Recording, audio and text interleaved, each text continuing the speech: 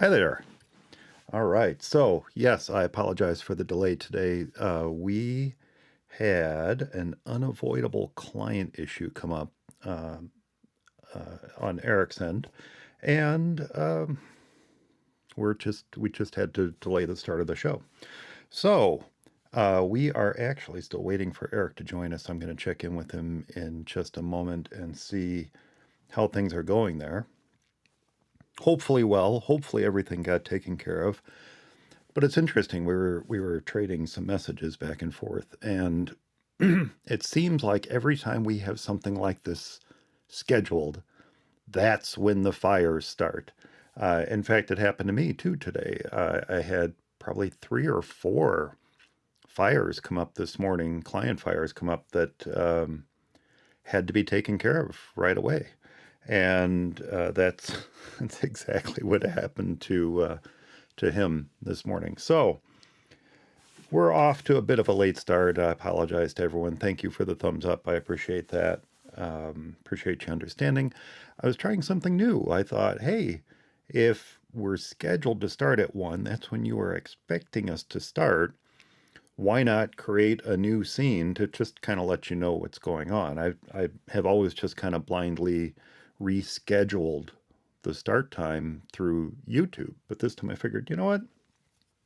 Let's just uh, let's just start normal time, but put a message up so everyone knows things are fine.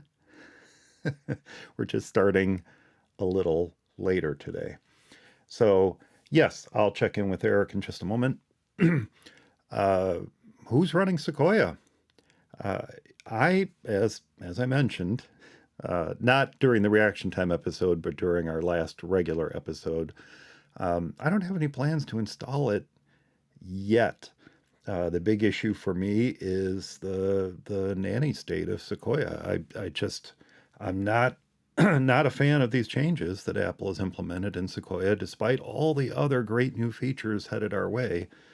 Um, I just don't feel like being nagged 12 times a year by every single app that requires screen recording permissions, and for many of us it can be quite substantial. We're going to talk about that briefly today. Um, I wanted to get Eric's thoughts on it because if you remember, he had to cut out early last time, so he didn't get to bask in the glow of my rant about it. Um, but that said, um, yeah, we're going to talk about that today. But there are also some pleasant surprises in Sequoia, and a confusing one too, to me anyway. A little confusing surprise, but a surprise nonetheless. And so we talked about our top 5 favorite new features coming to iOS. We talked about our top 5 favorite new features coming to Sequoia. And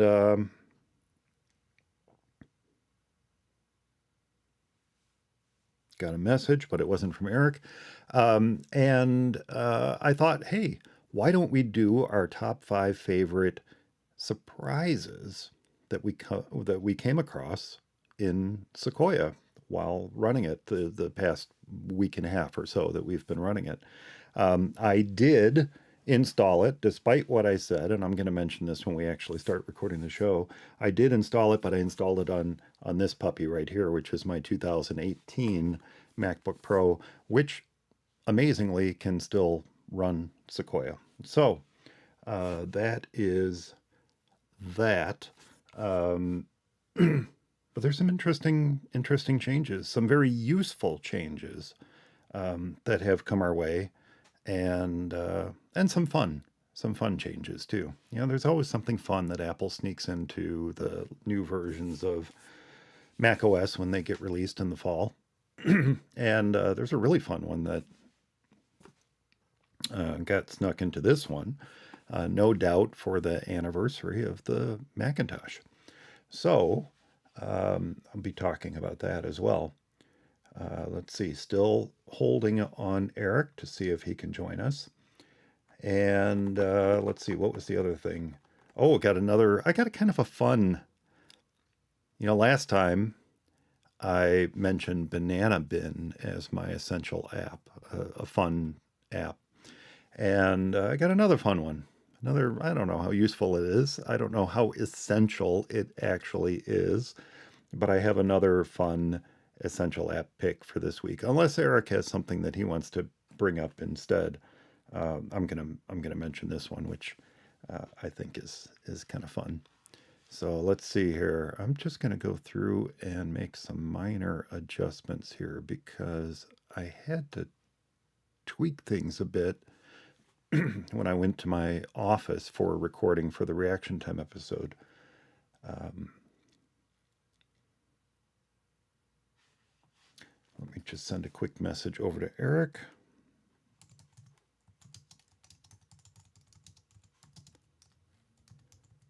Everybody can hear my my full-size Apple keyboard ticking away down there. Of course, I could use the keyboard on my laptop, but no, I'm not doing that. I prefer the nice full-size keyboard here.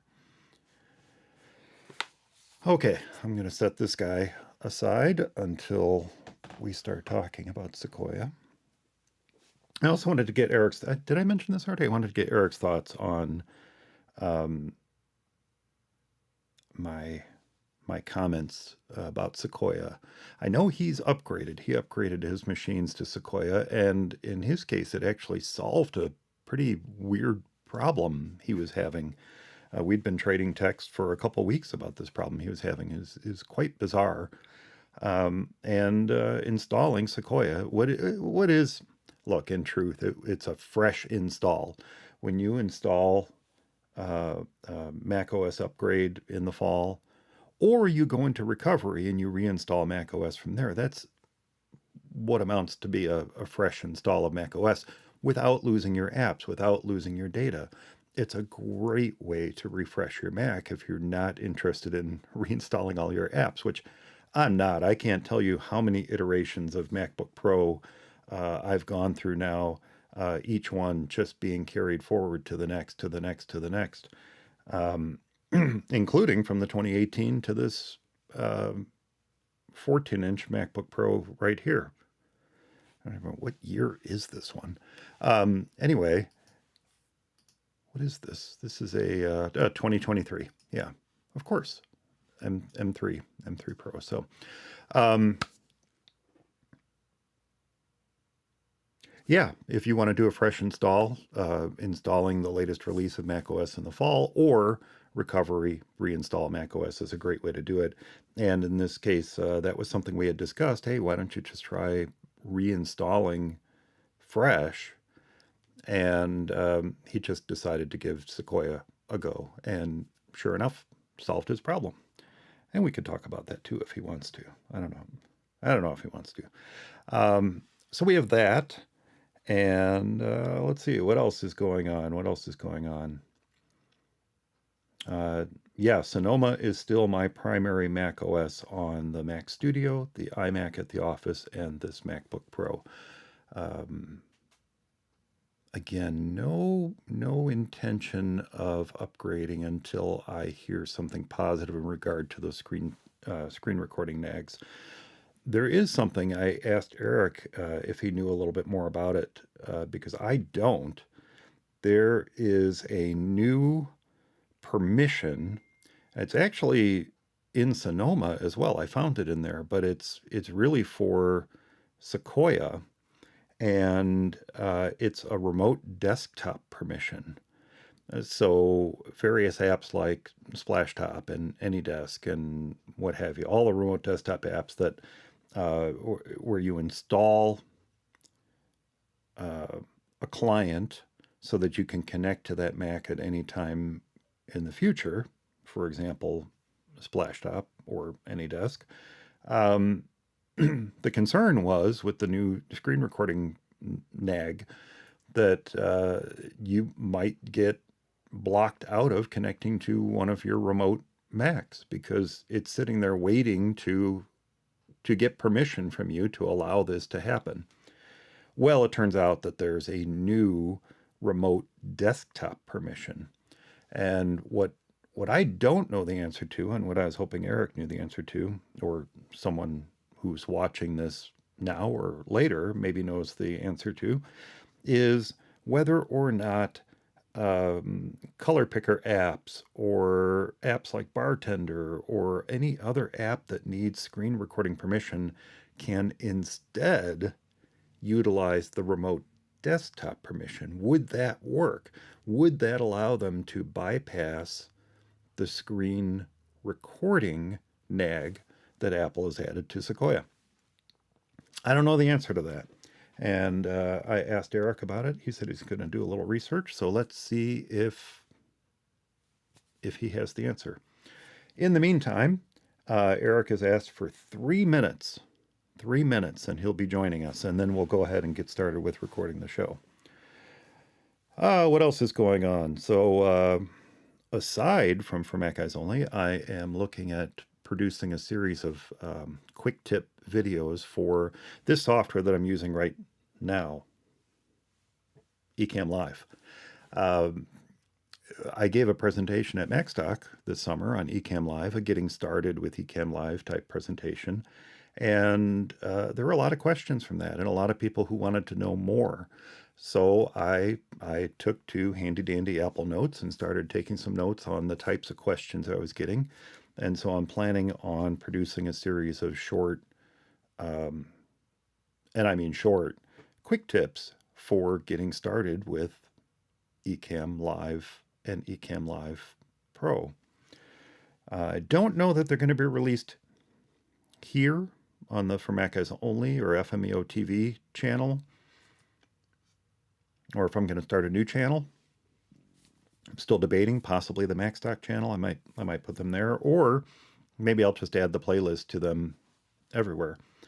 But tomorrow is actually kind of a culmination of this effort in that I'm hosting a little one-to-one personal training session on getting started with Ecamm Live. And that's something that I hope to do more of too. So we'll see. We'll see what comes of that. I enjoy doing that kind of stuff. That's exactly why For Mac Guys Only started.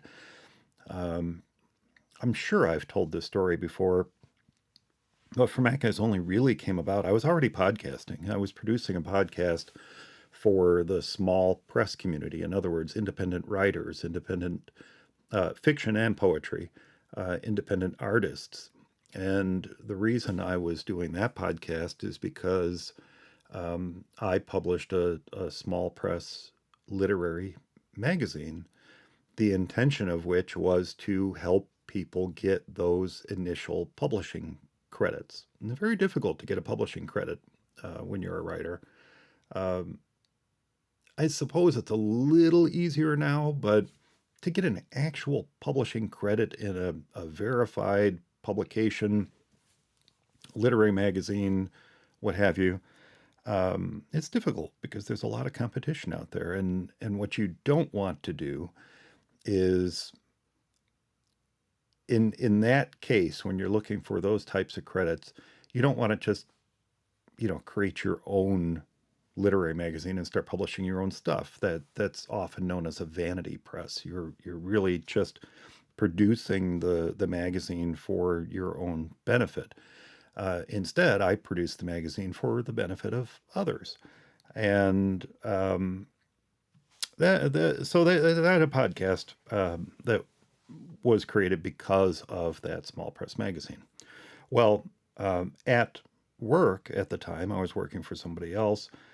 We were switching over to Macs in the creative department and in other departments at the office.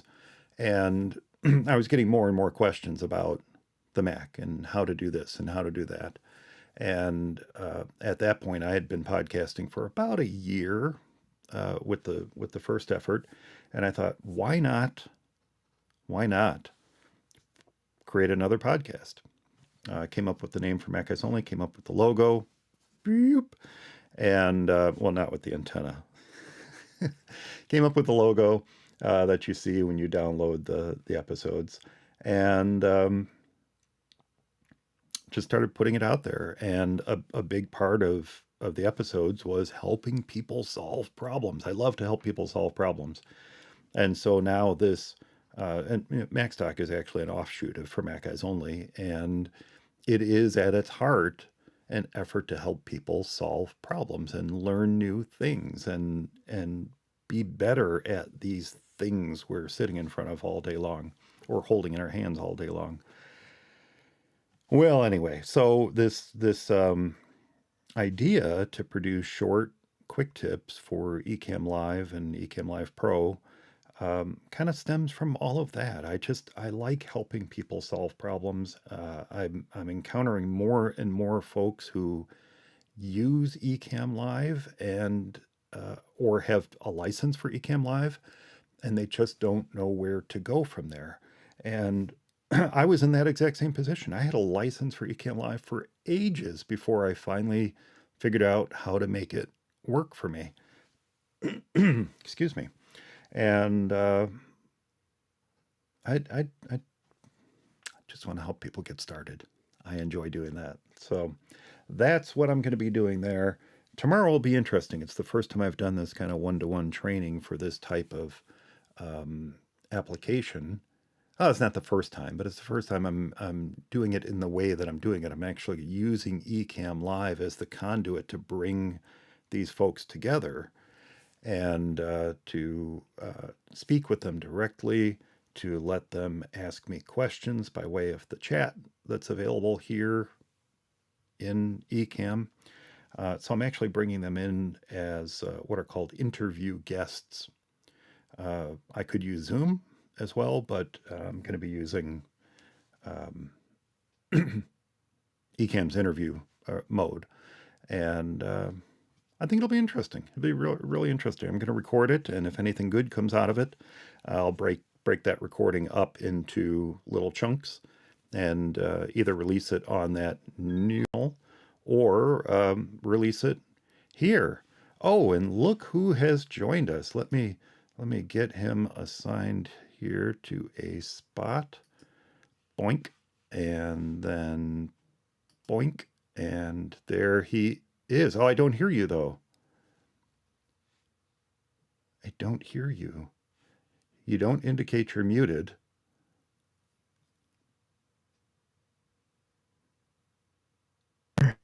Oh, wait. Oh, something's happening. No. There was. Can't hear you. It's like it's kind of coming in and then disappearing again. It's just silent. Do do do do do do do do.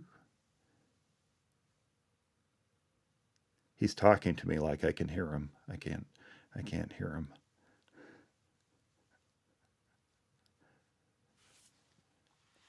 I do not have you muted on this end.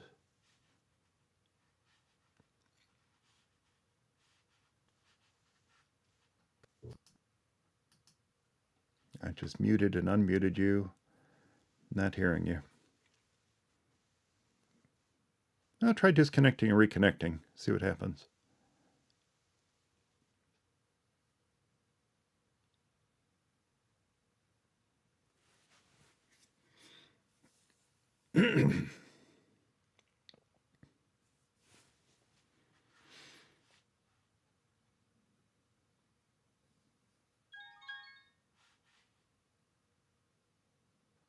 Still don't hear you. What the heck?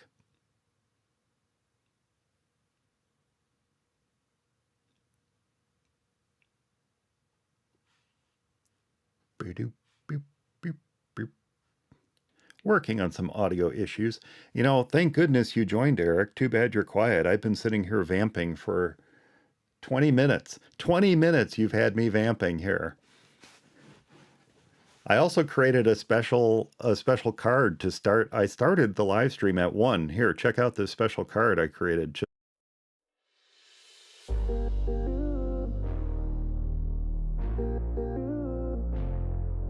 See? That's just for you, my friend. But then we went live at 1:30. I'm like, well, I got to talk about something. So now I'm still vamping. I'm still talking to myself. I can't hear you.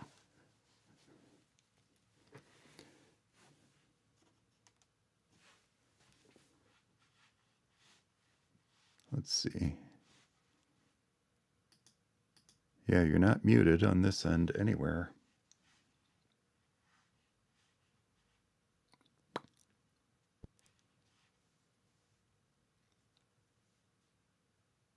I'm not even getting any levels for you. I got a handy dandy little level meter here, but it's not showing me anything.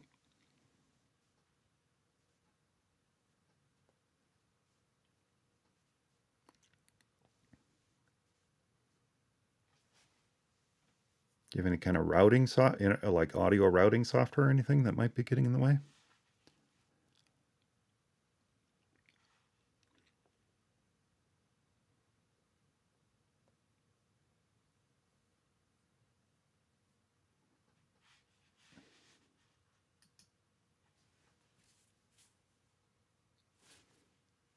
Nothing.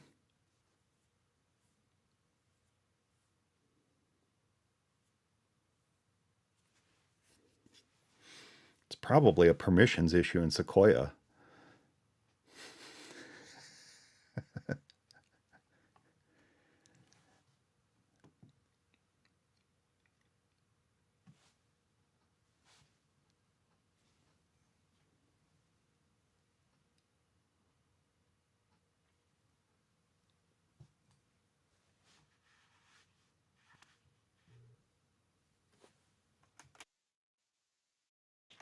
I assure everyone we are here. It's like in Clerks when they couldn't lift the rolling shutters over the store, so they had to they got out the shoe polish and a big sheet and they wrote, I assure you we are open.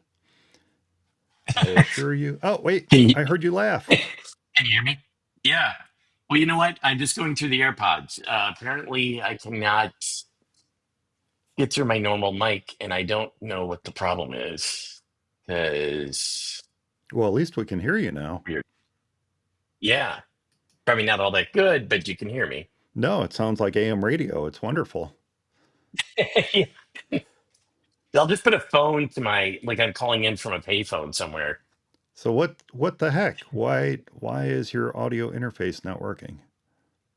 I have no idea. Because when I disconnect and I set it up and I say, okay, and I switch to the MV7, I see the little audio meter going up and down. And no, let me just try it again. Let me just see if it still does that. It is really weird. Testing. It shows that the audio meter.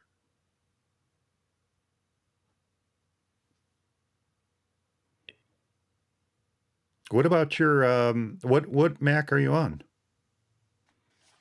My normal MacBook Pro, the What same about one I the love. MacBook Pro microphone? Why don't you try that? Yeah, let me hang on. Well, I can even try the studio display for that matter. See if that. Can you hear me? Yeah, yeah, a Yeah. little Okay. little echoey, but Yeah, that's the studio display. Is it better than the AirPods or? yes. Short Yeah. of the Okay. echo, Let it's me try. better than the AirPods. Yeah. Okay. Now I got nothing.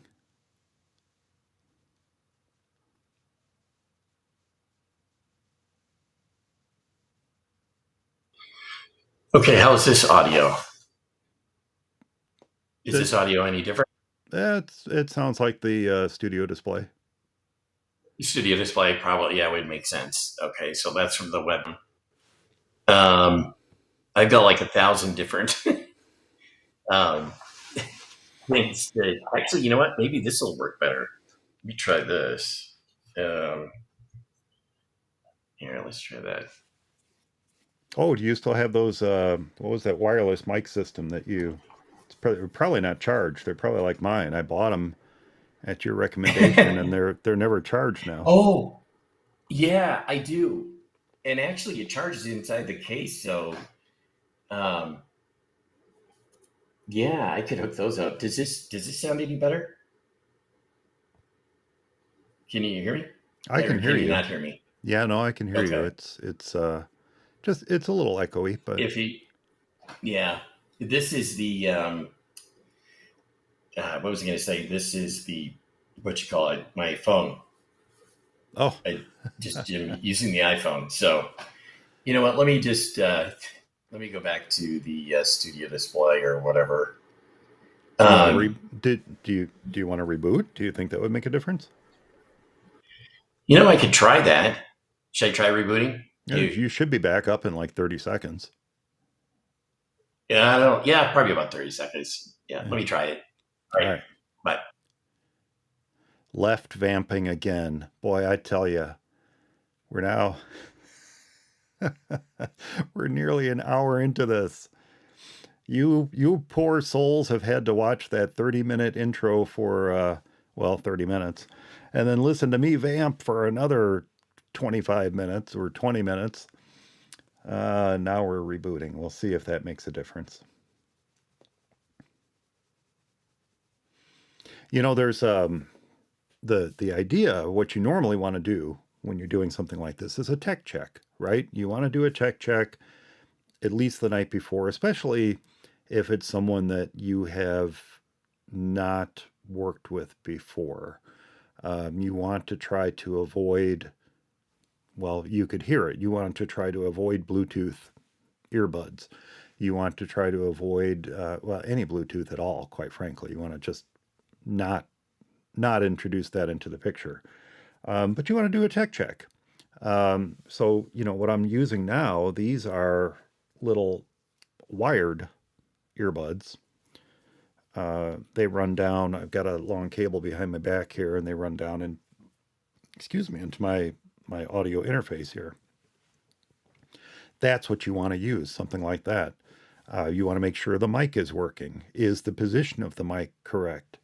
Mine is maybe not in the most ideal position, but it's right here about 5 inches from my mouth, just out of the frame. So it's literally like that is. I got my. You can hear me. Yeah. So it's right here, just out of the frame.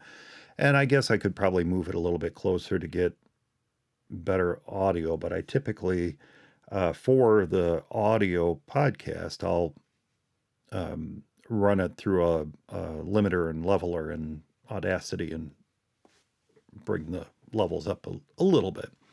I can also do it here too. I can adjust the levels on my. I don't want to crank them too high and then end up with clipping or something. But anyway, so the idea is to do tech checks, especially with guests. But when you have somebody who's always coming on and their equipment's always working, you don't think about doing those kind of tech checks. Something is going on Eric's end, and we're not getting audio through his regular mic. So that's why he's rebooting. We're going to see if that makes a difference and if his audio interface starts working again.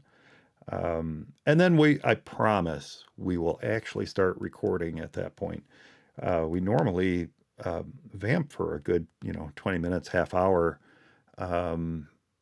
prior to recording, but we'll get straight to it because, as I mentioned at the very, very beginning, he had some client issues come up, and we all have client issues come up. So we'll get to that so that we're not keeping you too much later either. And of course, if you're watching this live and you want to rewatch it later, there's going to be chapter markers in the YouTube video so you can jump straight to when we start recording. His 30 seconds is up. Come on. Come on. Come on, MacBook Pro. Get rebooted. Anyway. Let's see. What else is going on? Oh, I think that's about it. Yeah. So what I'm hoping to do, I mentioned this actually a few months ago. I want to get these Ecamm Live quick tip videos out, start getting some feedback. I'll let you guys know when they're out so that you can, if you're interested in Ecamm and if you want to learn more about the software, just kind of get a peek at what it's all about, you can check out these. Man, still nothing. Still nothing. What the heck? That's a powered mic, isn't it? Do you need 48 volt?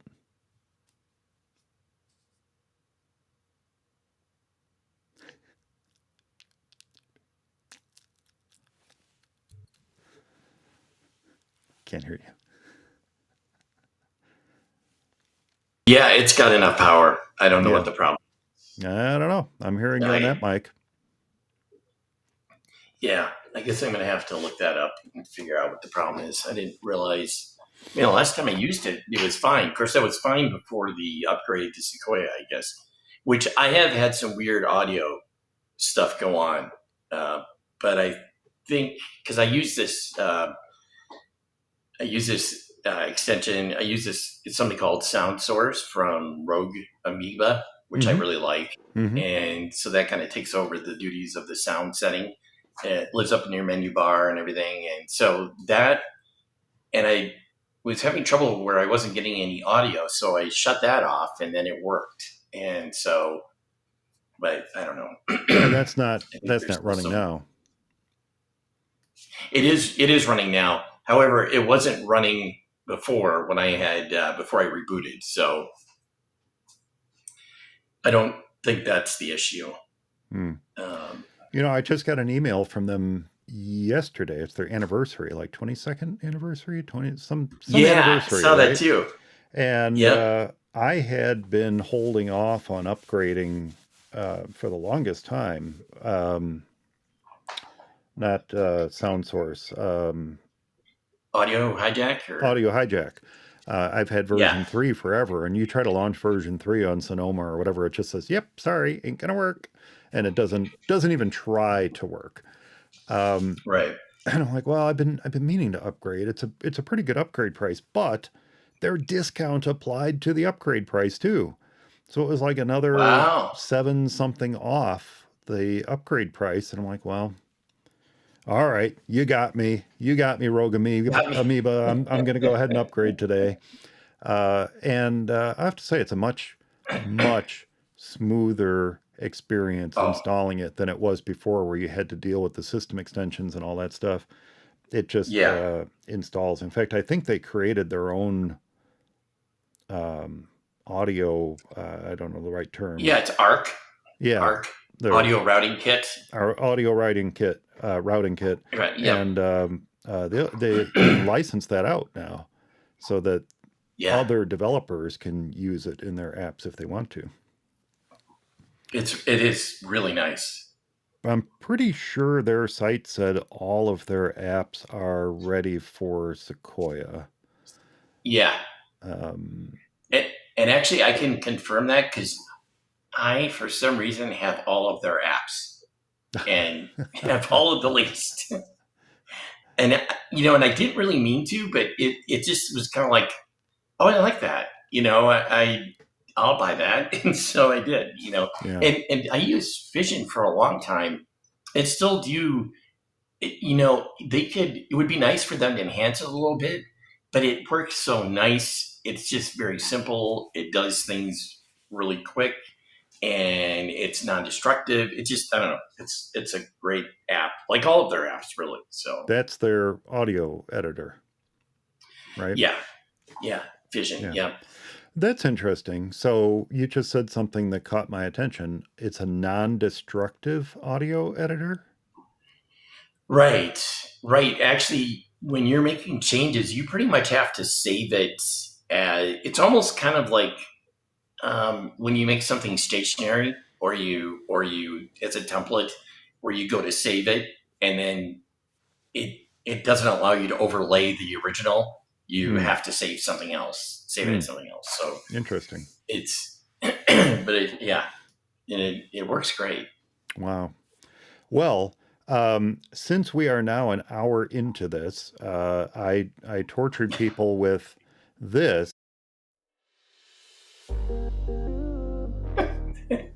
Since I tortured people with that for a half an hour, and then,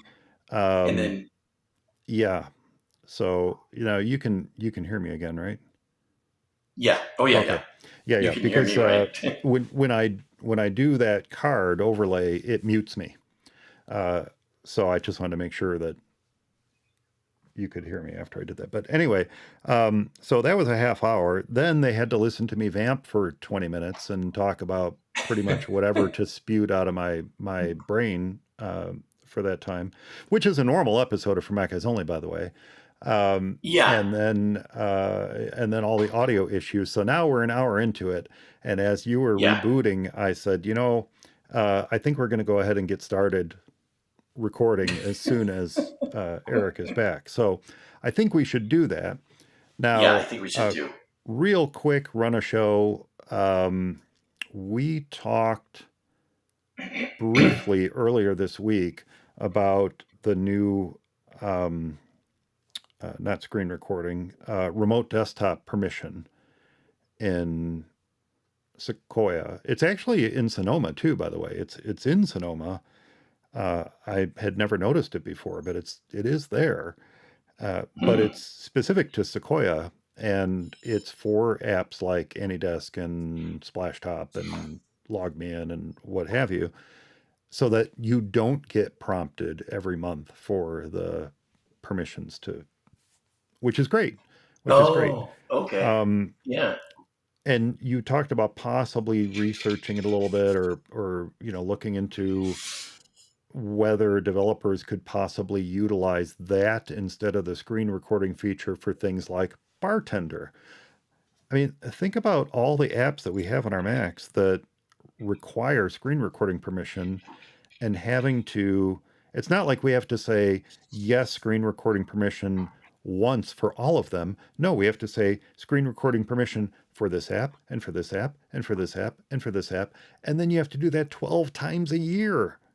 It's yeah. crazy.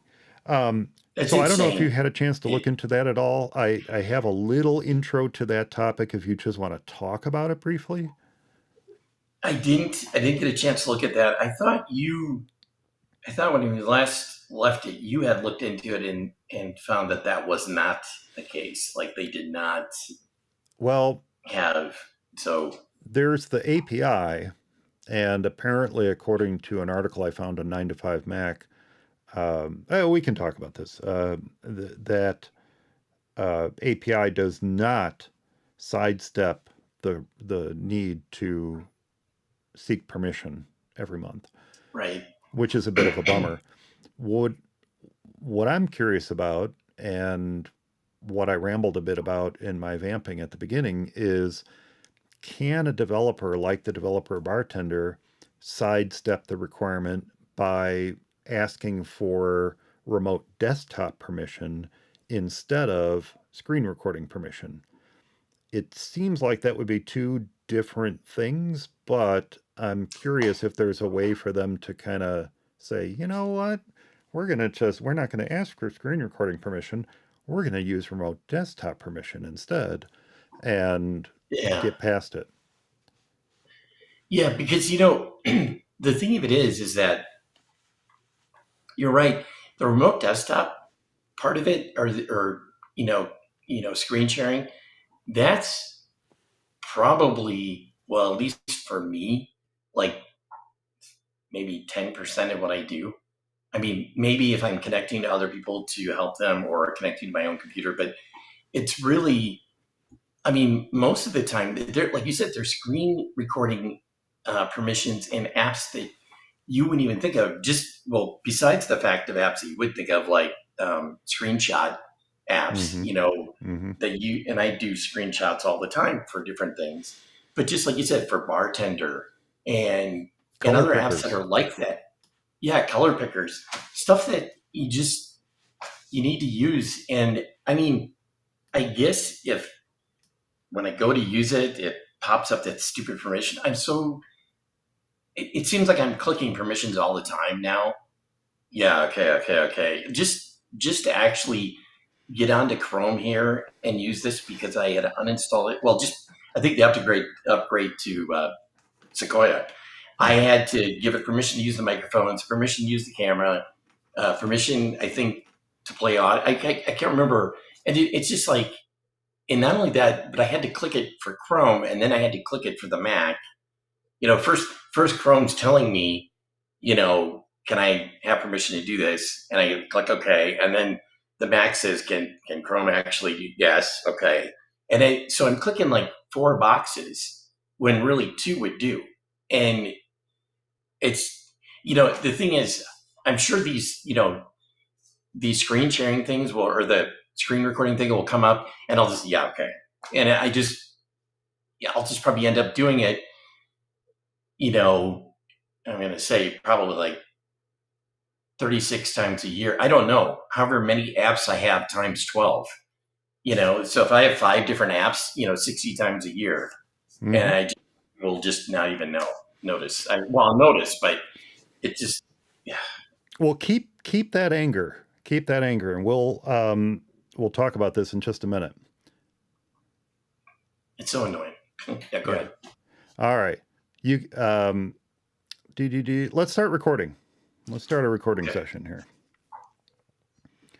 4250 in. We've had somebody keep checking in to see if we actually started, and haven't had any comments, but they're like, have they started yet? Have they started yet? They started? Okay. Yeah. Anyway, so we'll actually get started here. Here we go. In 3, 2, 1. It's For Mac Guys Only, episode number 439 for September 27th, 2024. Sequoia Surprises. Hey everyone, welcome back to For Mac Guys Only, the show for the Mac community, where we share our thoughts and opinions on current Mac news and events.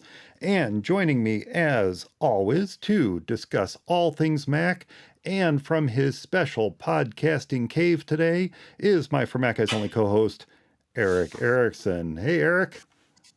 Hey, Mike. And I may sound like I'm in a cave because my normal microphone, this one here, is not working. So I'm using something else. So, yeah. Business as usual. I would like to say fix it in post, but the truth is, I just don't know enough about audio editing to fix this type of problem in post. So you probably can't fix it. Probably can't fix it. But yeah.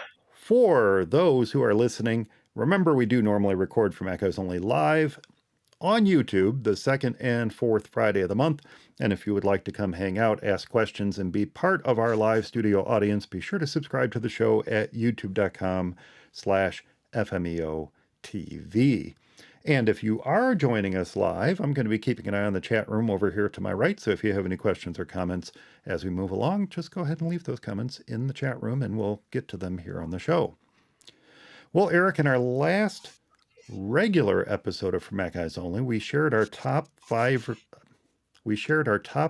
favorite new features heading to our Macs with macOS Sequoia. But now that we've had a chance to play around with Sequoia a bit, and yes, I did actually install it on my older 2018 MacBook Pro, which amazingly can run it just fine. But now that we've played with it for a bit, there were actually a few pleasant surprises that I came across. Not enough to convince me that it's better than dealing with a monthly nanny nag telling me that the app I install and have granted approval to record my screen over a dozen times is still okay. No, none of those surprises are good enough for me to deal with that. But in most cases, they were nice surprises for me. And in one case, maybe a bit of a confusing surprise. And I know you've had some surprises too, Eric. So I thought, why not share our top 5 favorite surprises found in macOS Sequoia? And I promise, no rants this time, at least not on my part. Although we were talking about it a bit earlier this week, and it turns out, I just want to make sure I'm understanding this correctly, Eric, that there is a new permission that Apple wants developers to use for granting remote desktop apps permission to share your screen, and that this new remote desktop permission doesn't require the monthly warnings. Did you hear the same thing? Yeah, I did hear something similar. And like we were saying, it would be terrific if developers of other apps could use that as well. But I'm thinking Apple, they'll have that blocked because, Yeah. I can't imagine them going through all this trouble just to, well, I don't know. Hopefully, I just keep hoping that they'll change their mind, that somebody will say, hey, that's ridiculous. I don't want to. Well, it You does wonder seem if the it's people actually use the Mac themselves. You would think that they themselves would get sick of that. Like Tim Cook would be, why am I always clicking this stupid box? we know what would have happened prior to 2011, but I don't Yes. know what the situation is right now at Apple. I mean, No. that's a very good Yeah. question. How Yeah. how much does Mr. Cook use the Mac? What types of apps does he use on the Mac? And could he Right. possibly be oblivious to the fact that many of these apps that require screen recording permission, Affinity Photo, Affinity Designer, apps like that, Yes. are literally nagging once per month for permission to Yep. use them as we want to use them. That's crazy. I can't imagine that nobody at Apple with any authority is running into this and seeing it as a problem. Yeah. It boggles the mind. It seems like it. Yeah. I guess only time will tell. Yeah. Well, I did see that some remote desktop apps and developers are already prepping users for this new permission. I saw specifically Splashtop, which is the one that I use, has addressed this in their support documents, and they've said that the screen recording permissions are going to be automatically migrated over to remote desktop permissions. I've seen Jump Desktop also report something similar. And I believe I heard that AnyDesk is also letting users know about these changes. And that's a good thing. That was one of the points that I brought up in my rant was that, look, I don't want to lose access to one of my remote Macs because it's sitting there waiting for permission to do what I asked it to do. Right. So if there's this new remote desktop permission, that's fantastic. That would solve that. But this is just as you indicated, a fraction of the types of apps that need screen recording permission. It's not just remote desktop apps, it's all kinds of apps. There are apps like, what was I thinking of? Oh, color pickers, screenshot Color pickers. utilities, Yep. um, Yep. Bartender. Bartender needs screen recording permission. Can you imagine someone that has come to depend upon something like Bartender needing to answer this question once a month just to hide icons on their screen? It's Yeah. insane. And then you have to do it for each and every app. It's not like there's a Yeah. blanket, yes, allow screen recording for this list of apps. It's every single app once a month. These are going to come up. And if you don't use the app, like a color picker, I don't use color pickers all the time, but I do use them. I do use them. Yeah. Enough. Yeah. That At least one in particular.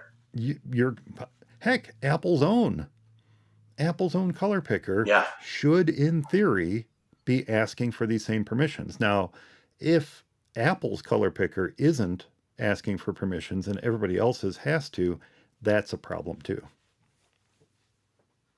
Yeah. No. Yeah, exactly. Well, you wouldn't think that would be the case. I mean, you would hope that Apple would obviously, eat their own dog food and obviously, be forced to do that too. Although that doesn't always happen on the phone, so I don't know if that's something that that they would do. I mean, because there's things on the phone where they allow their own apps to do things that they don't allow other apps to do. So I Yeah, guess we'll see. Yeah. that's very true. So, but I did have a question, and I don't know if you know the answer to this or if it's just going to send us down another Mike rant rabbit hole. But can developers of apps like Bartender and color pickers and screenshot utilities and things like that, do you think that they might be able to somehow use this remote desktop permission to bypass the need to nag people, or are they going to forever be stuck prompting for permissions once a month? I guess, you know what? I guess only time will tell, and we'll see if they can utilize that. You'd almost think that they could, but obviously, any apps that go through the Mac App Store probably wouldn't obviously be able to get away with that. But third Right. party, unless they say no, we won't give you a signature or whatever. Because I don't know if they even look at that stuff. Um, I, you I hope know, so. I mean, there's yeah, a good reason to have this prompt come up, but you would right, think that once or twice would be enough, and not yeah, need to do it on a monthly. I thank goodness it's not the weekly basis that it originally yeah, was. no kidding. I What know, the heck was Apple thinking with I a know, weekly basis prompt? exactly. Yeah, Okay, enough of that. For now, I'm sticking with Sonoma. It seems to me the only way to get Apple to change is to keep up the pressure. File bug yeah, reports. Don't let them just say that's the way it is. They may not consider it a yeah, bug, but we do. I think this is a rather yeah, major bug. Maybe if they get enough, they'll rethink their position. Or better yet, don't upgrade.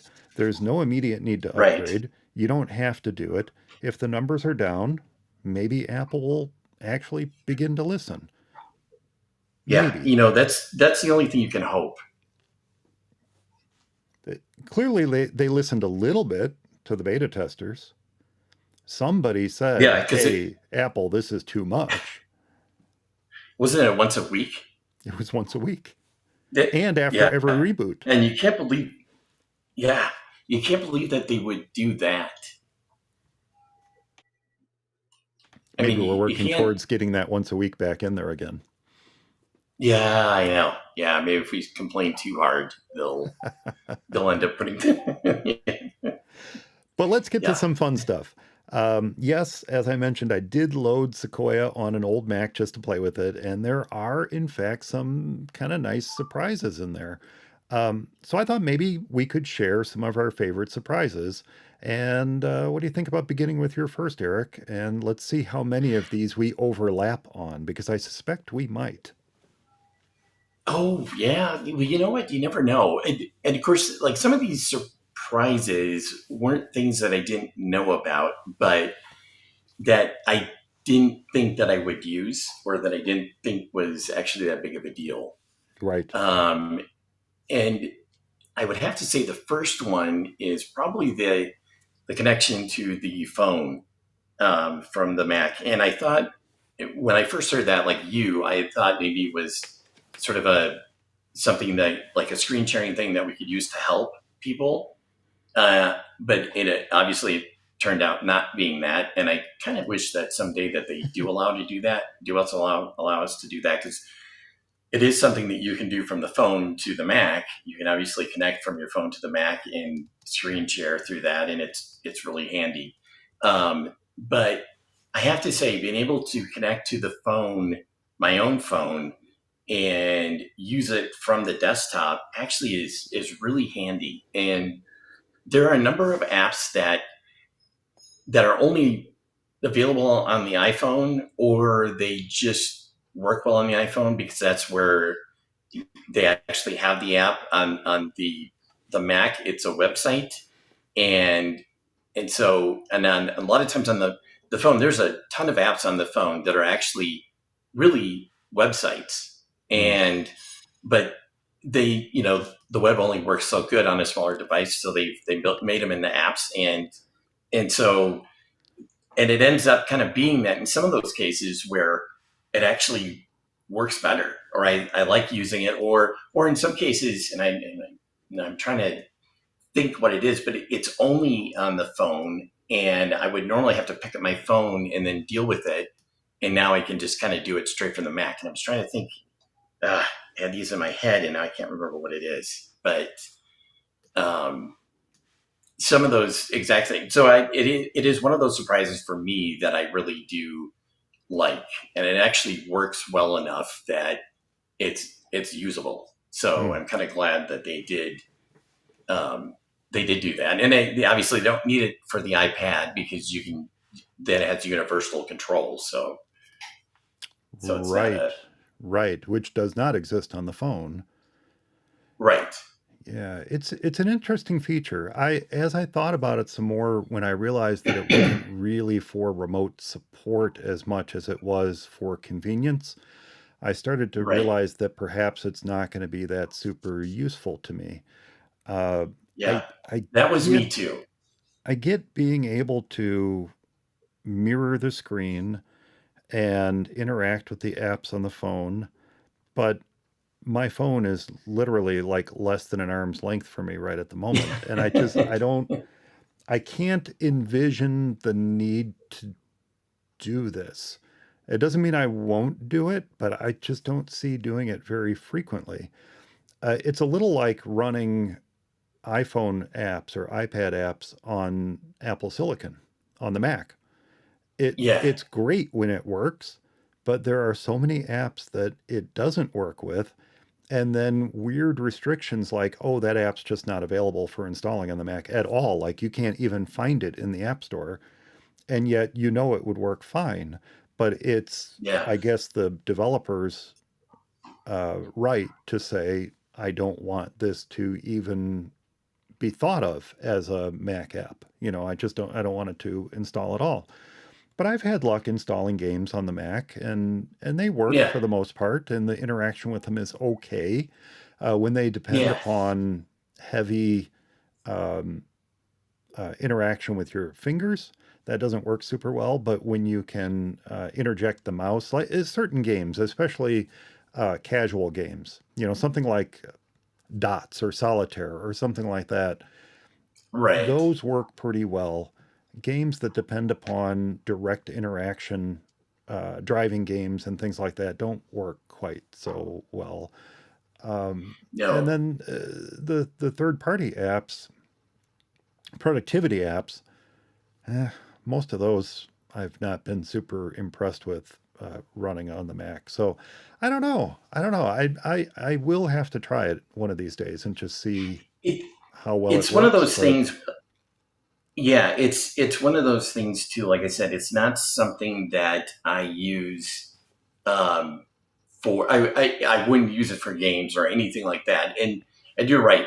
You do have your phone handy, but there's a number of times where I don't have it mm, handy. I leave it in the other room or whatever, or I don't just have it right nearby. And even when it is, I don't know. Sometimes it's just kind of handy. It's almost like a heads up thing where you can keep you can keep looking at both things and do whatever. Anyway, it's not like I mean, if it wasn't in there, it wouldn't be like, oh, I just missed this. I wish they would create something like that, But that it is, it it does kind of make it nice, and I can kind of see why they put it in there. I think to Apple, anything that they can see that will integrate their devices together or make their ecosystem even more stickier than it is, whether it's to use your phone as a webcam or, something like this, some of the things may be a lot more useful than others, but I think they almost look at it, or even universal control between your Mac and your iPad.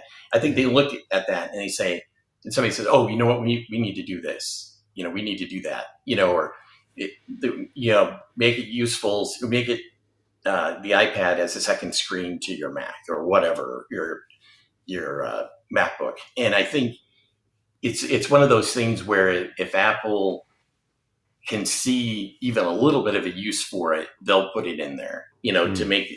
to make their devices go along with each other, even if it's not necessarily something that. And again, I think it'd be a lot more useful if you could use it for support and you could connect to other people's phones. Yeah, that would be Um, amazing. that would be great. That would be terrific. And I'm not sure exactly how they would implement it, but that would be. I mean, I think, and again, too, even AirDrop is another one of those things where they would be stupid not to put that in there. And when it first came out, it worked 1 out of 10 times, and then it Right. gradually to the point now where that's what I use. I know my daughter and her friends, they're airdropping all the time. There's sometimes where I wish you could airdrop across the internet, where you didn't have to be like in the same area, and, I think it works off of Bluetooth and Wi-Fi now or something. I'm trying to think. Being But able to airdrop by way of iCloud would be fantastic. That's a great idea. yeah, at least to your own devices, it would be Yeah, nice. that is a really good idea. And so what is the proximity? How close does the phone need to be to the Mac in order to see its screen on your Mac? Is it a It Bluetooth doesn't have to thing? be super. I want to. I think. You know what? I don't know exactly how it works. I know that it kind of uses both Bluetooth and Wi-Fi. I want to say, like, if you're sharing something with somebody else out and about, that it's probably all Bluetooth. But if you're at home within the same Wi-Fi network as your Mac and everything else, it probably is using Wi-Fi. But don't quote me on that. I don't know for sure. But I do know that I have my Mac running in the other room, and I could be outside on the patio and airdrop to it, or vice versa. So yeah, I don't know exactly, and I know that would be a little bit tricky for Bluetooth. Bluetooth is generally only about 33 feet or so. Yeah, it's roughly 30 feet, I think, is always the rule of thumb. I'm just writing down your Yeah. quote now so I can quote you later. I'm gonna quote you on this later. Eric said, It occurred to me that this might be useful, and then my brain corrected itself because I think that there might be a better solution. But it occurred to me that this might be useful in a situation where you have the iPhone set up as a camera and you want to be able to connect to that iPhone and you're some distance away from it and be able to make adjustments to or control that app that is serving as your either still camera or video camera on your right, phone that you don't have immediate access to. Something like Blackmagic's, camera app or something like that. But then it right. occurred to me that maybe that wouldn't be necessary thanks to continuity camera. But I don't know. What are your thoughts? As someone who shoots video, might either scenario be good, or is continuity camera really all you need?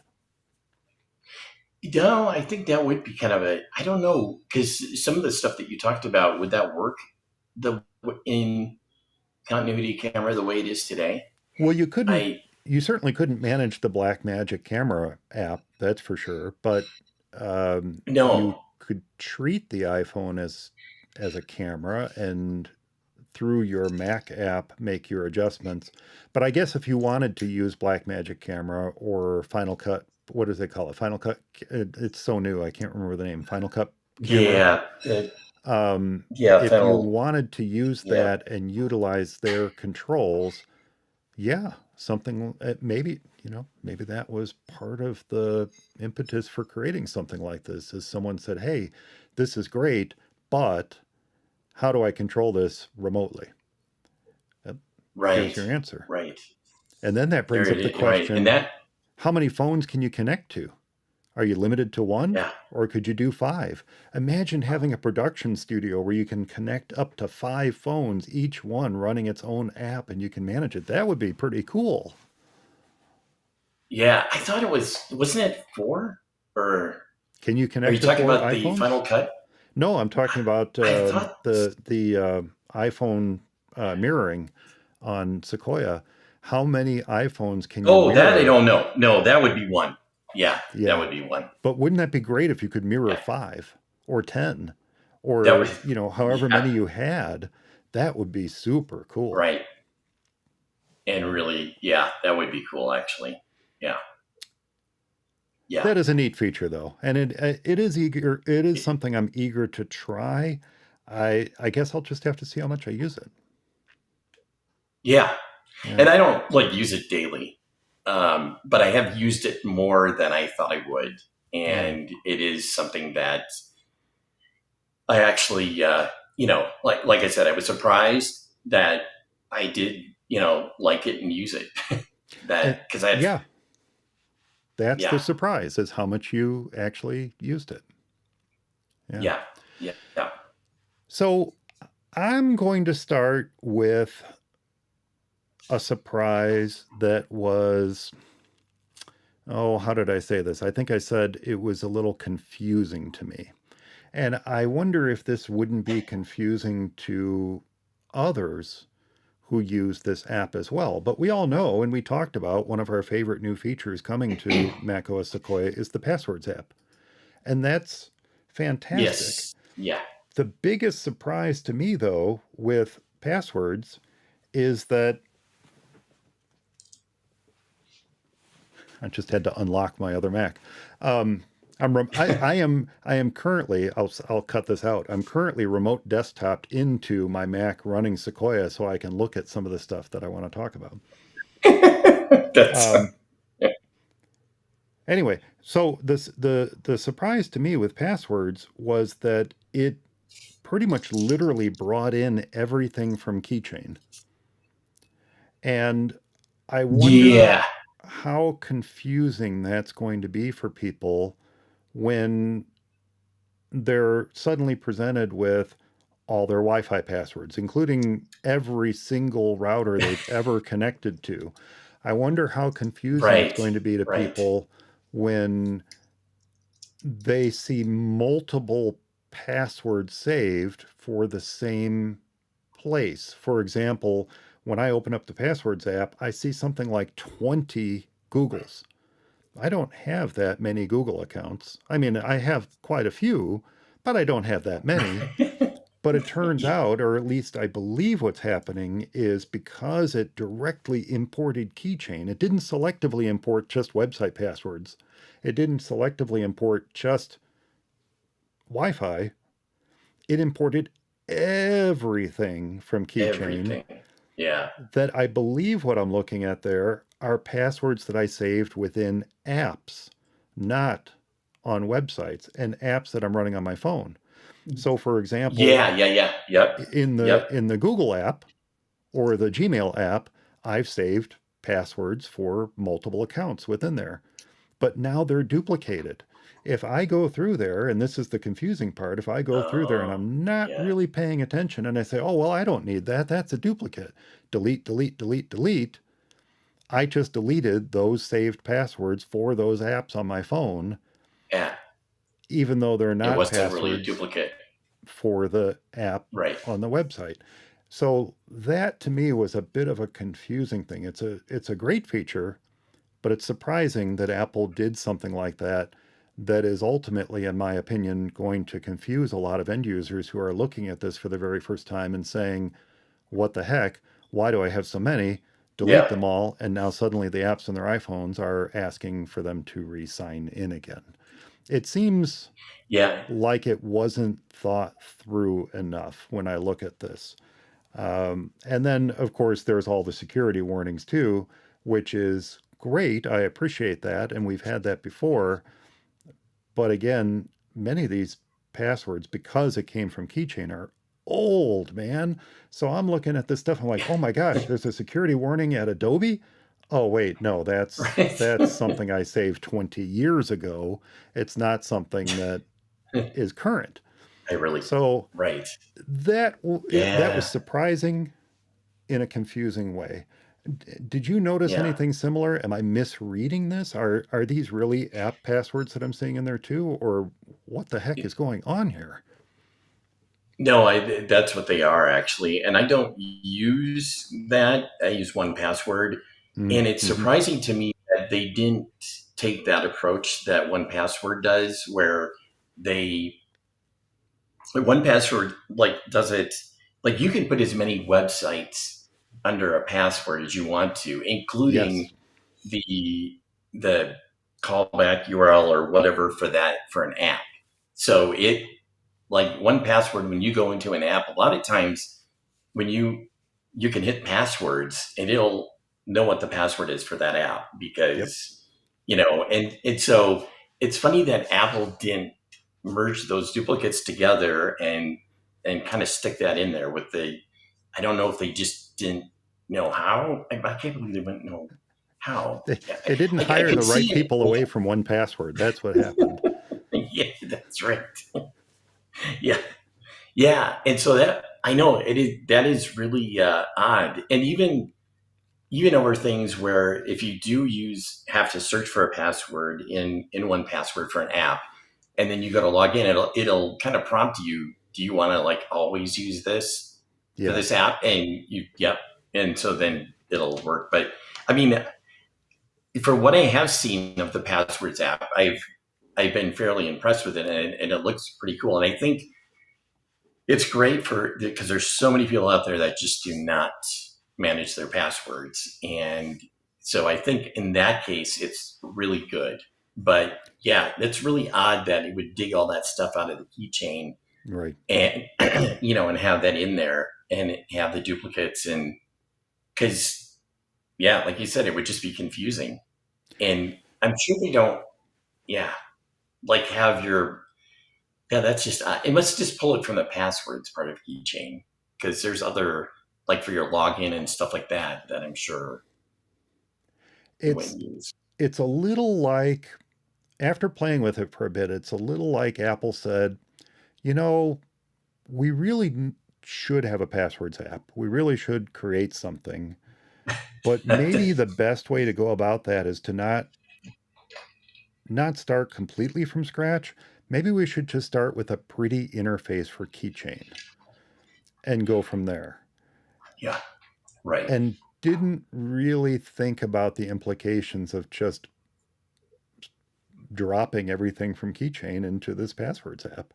I don't know. Right. No. I'm not sure how they could have done it better, frankly, but you raise a good point that 1Password will allow you to effectively store the multiple credentials or multiple sites, and by sites I'm including apps, within a single entry, that perhaps Apple could have figured out a way to better manage merging these together. But then again, they also needed to maintain backward compatibility with keychain.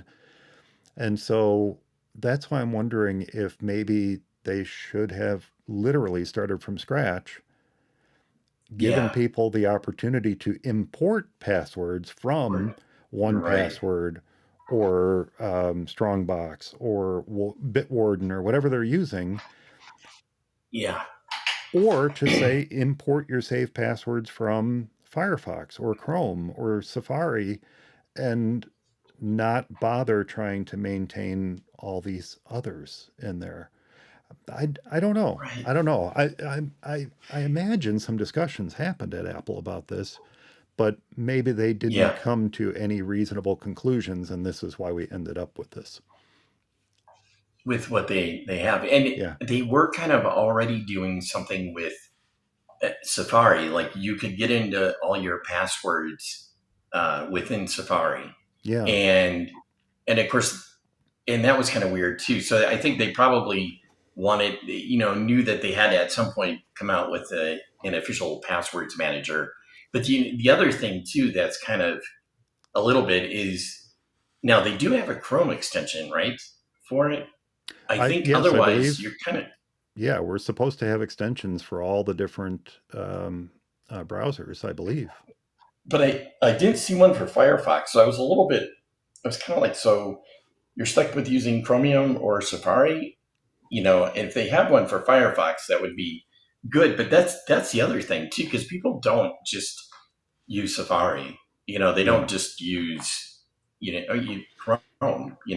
And so yeah, I know it's quite a managing passwords is quite an ordeal. Which I'm glad, good for them for taking it on and for building something for free that kind of works for people, but it is, yeah.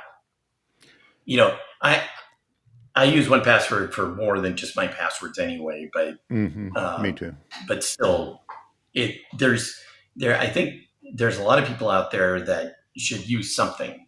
that just don't, and I think they're probably even using Apple's password thing in the background, but still typing in the same password. It just, Right.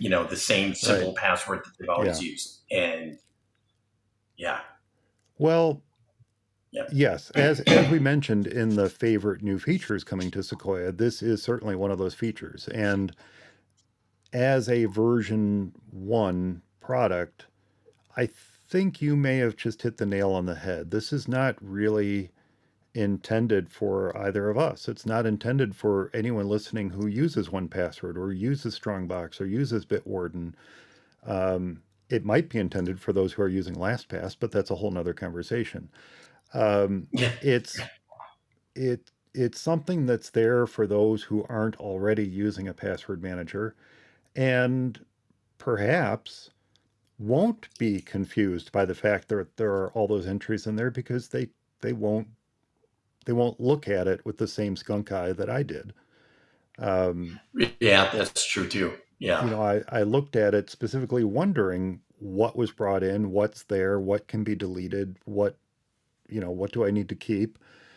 And I think just the fact that the password manager is there and it's available and it's going to be on their phone and their iPad and their Mac, that's the best step that a version 1 product can take. yeah, Um, that's true. That if is you true, actually. if you do look at the passwords and you do wonder why there are multiples in there, verify that what you're about to delete isn't needed on your phone or your Mac, vice Yeah, versa, depending on where you're managing it.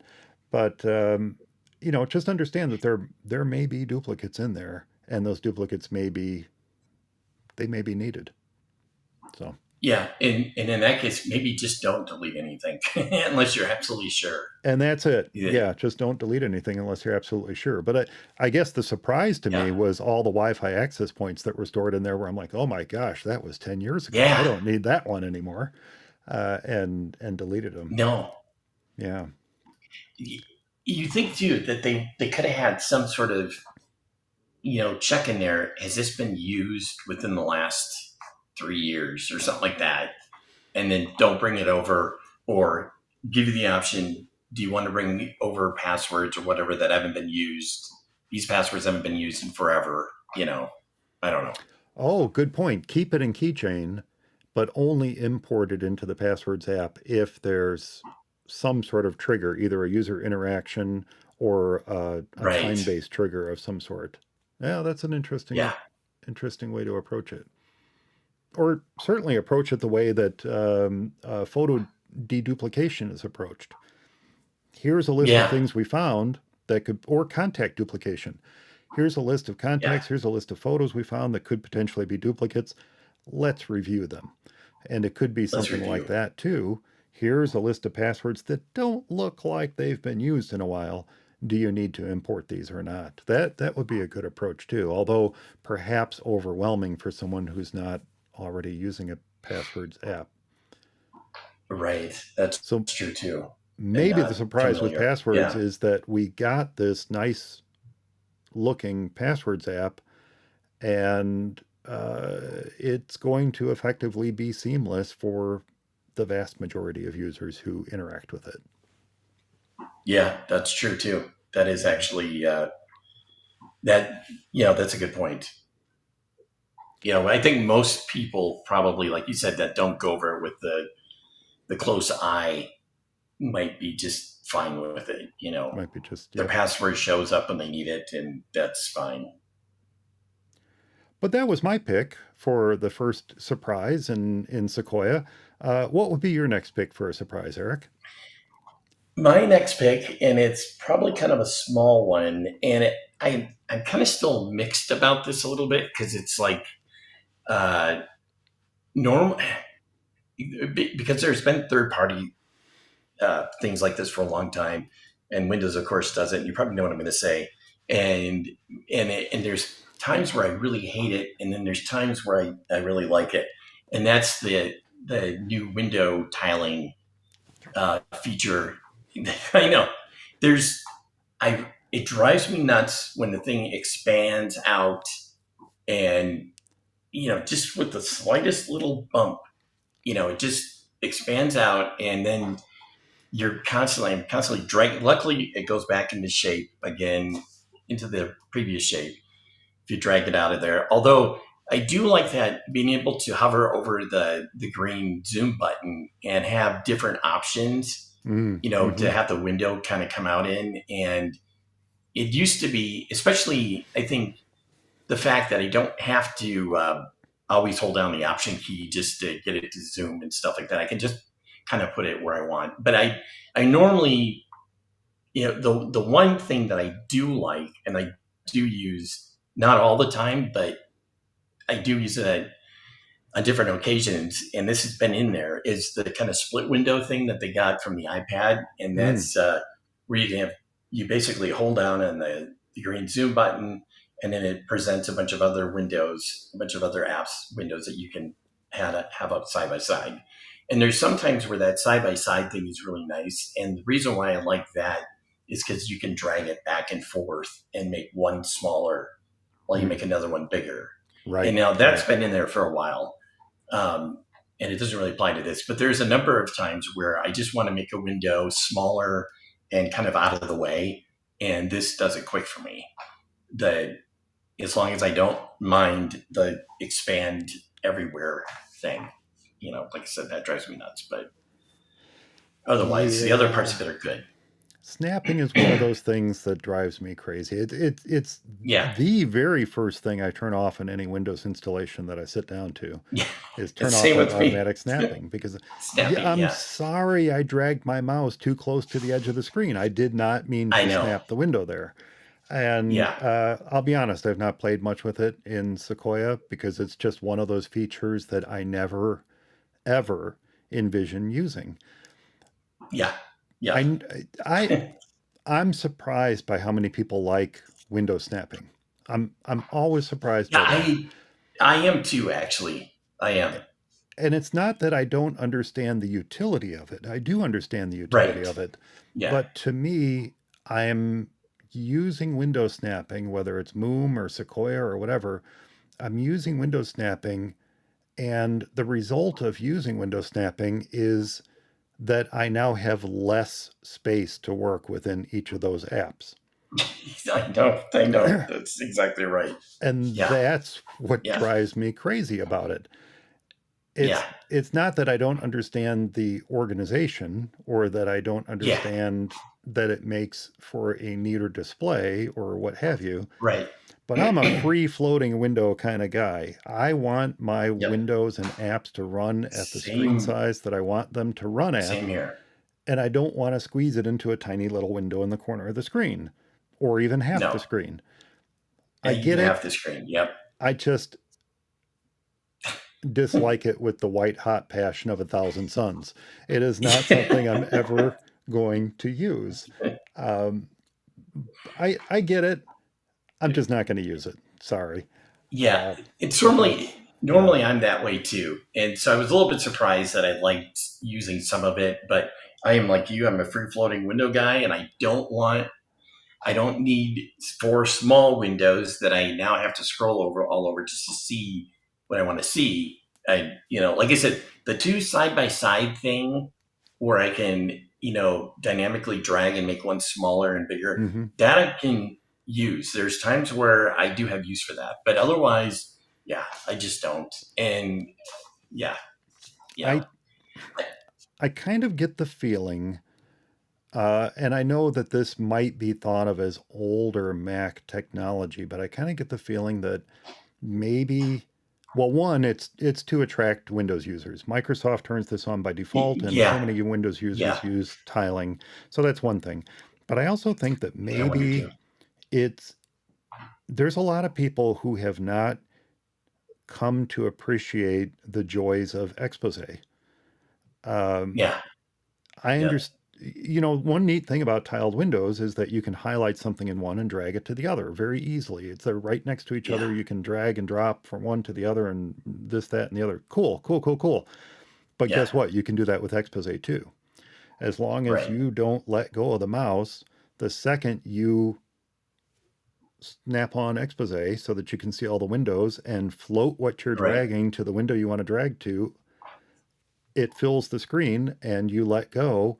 The content has just dragged and dropped from one to the other. So, yes, it's a Yeah. two-handed operation. Yes, I have to use the mouse or a trackpad combined with the keyboard, that sort of thing. But But oh my.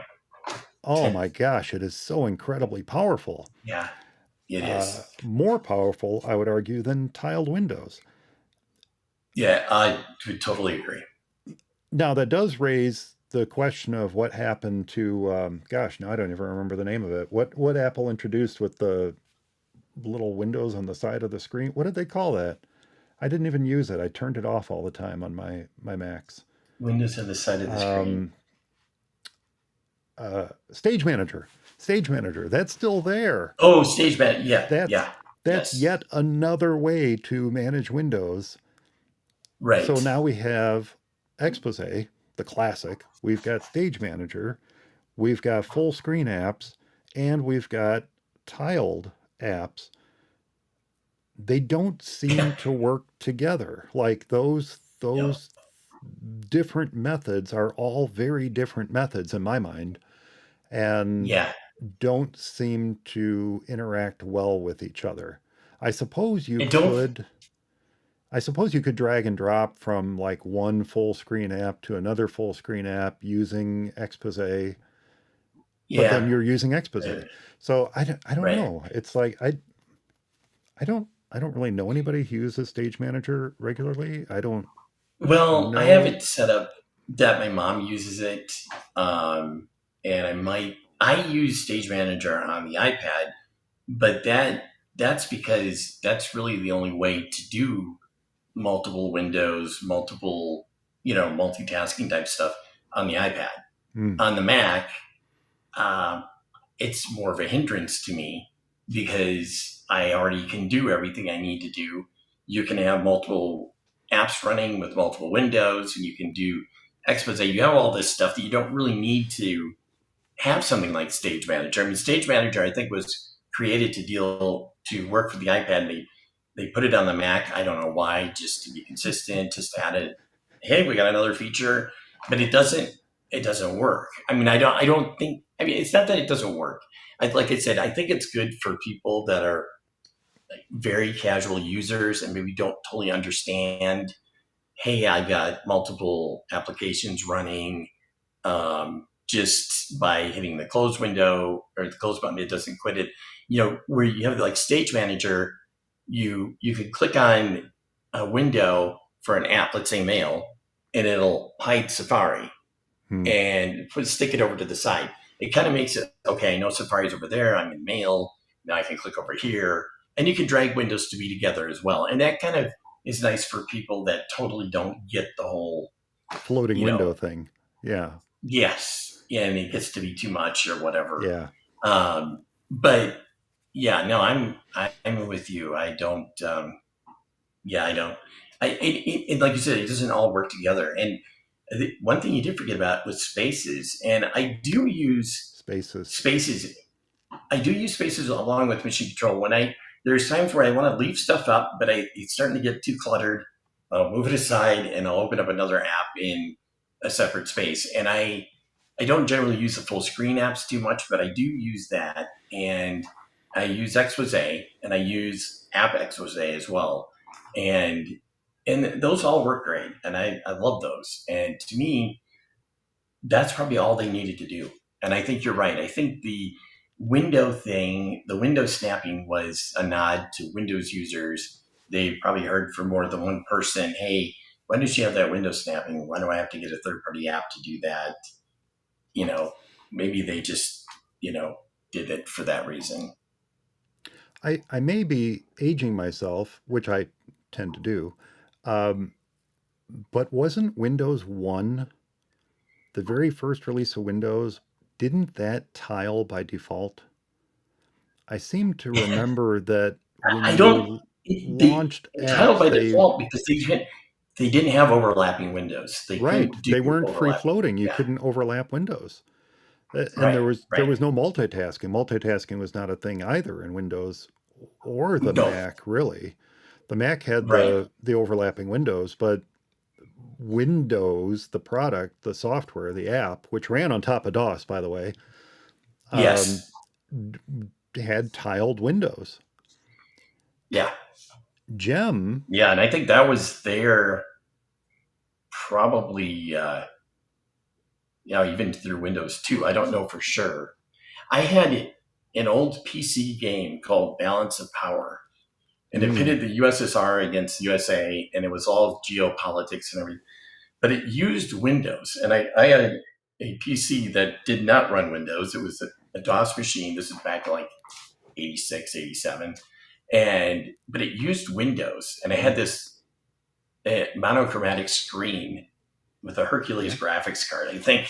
And it actually drew it pretty good. But I remember thinking when I finally used the Mac, I'm like, wow, they really ripped off the Mac. I mean, because the way that they had drawn the windows at the time, I was like, wow, this does look very Mac-like. I wonder, however, if you're thinking of what I was just going to mention. I was a fan of Gem, the Gem desktop.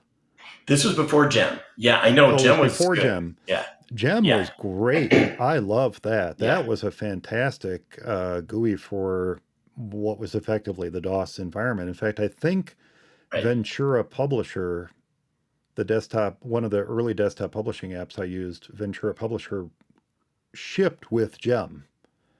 Yeah. And a And number of apps shipped with Gem. But so this was before. This was actually Windows 2 yeah, or 286 or whatever version you were running whatever. at the time. Wow. Yeah, Yeah, and Microsoft put Gem out of business, or Ventura, they right did. quick. Yeah, they did. Yeah. Yeah, Gem was great though. I Oh liked yeah, it a it lot. And was. No, y- it really you know, was. and they were not the only GUI interfaces. Not to continue down this path that far, but they were not the only No. interfaces. We had plenty, including the Amiga and Atari Oh and yeah. well, Atari used Gem Yep. actually. Atari used Gem. Um, Yeah. but yeah, But Amiga was huge. yeah. So Amiga was huge. Um, you're going to be right back. Yep. Yeah, I'll be right back. All right. We'll just pause recording. All right. So down that little path in history, it was interesting how many different desktop GUIs there were in the mid to early to mid 80s, I should say. As we mentioned, we had Gem on the Atari, we had Gem on DOS PCs, we had Windows, which really was just a shell running on top of DOS up until, well, even Windows ME was a shell on top of DOS for the most part. Um, so, yeah, probably XP was the first. XP was probably the first non-DOS based version of Windows. Yeah, because 3, 3.1, ME, 98, they all were shells on top of DOS. Um, ME pretended like it wasn't, but it really was. It was just a hopped up version of 98. But we had that. We had Gem. We had the Mac, of course. We had independent third party GUIs on other platforms.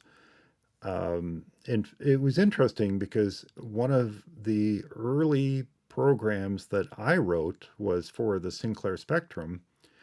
And I had seen screenshots and a video of early GUIs, and I wanted to recreate a GUI interface, but in a very simple way.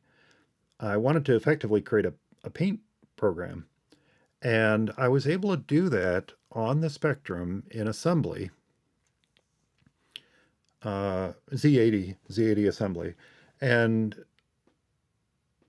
it was an interesting peek behind the simple process of what is happening on a 48K machine, the Spectrum, or in my case, the Timex Sinclair 2068, 48K of memory. So what did you have to do? If you wanted to drop down a menu, you had to know behind that menu when it dropped down. And then when the menu was no longer needed, you had to restore that content. So it was a lot of reading the screen, storing that in memory, displaying the menu, letting the user interact with that menu.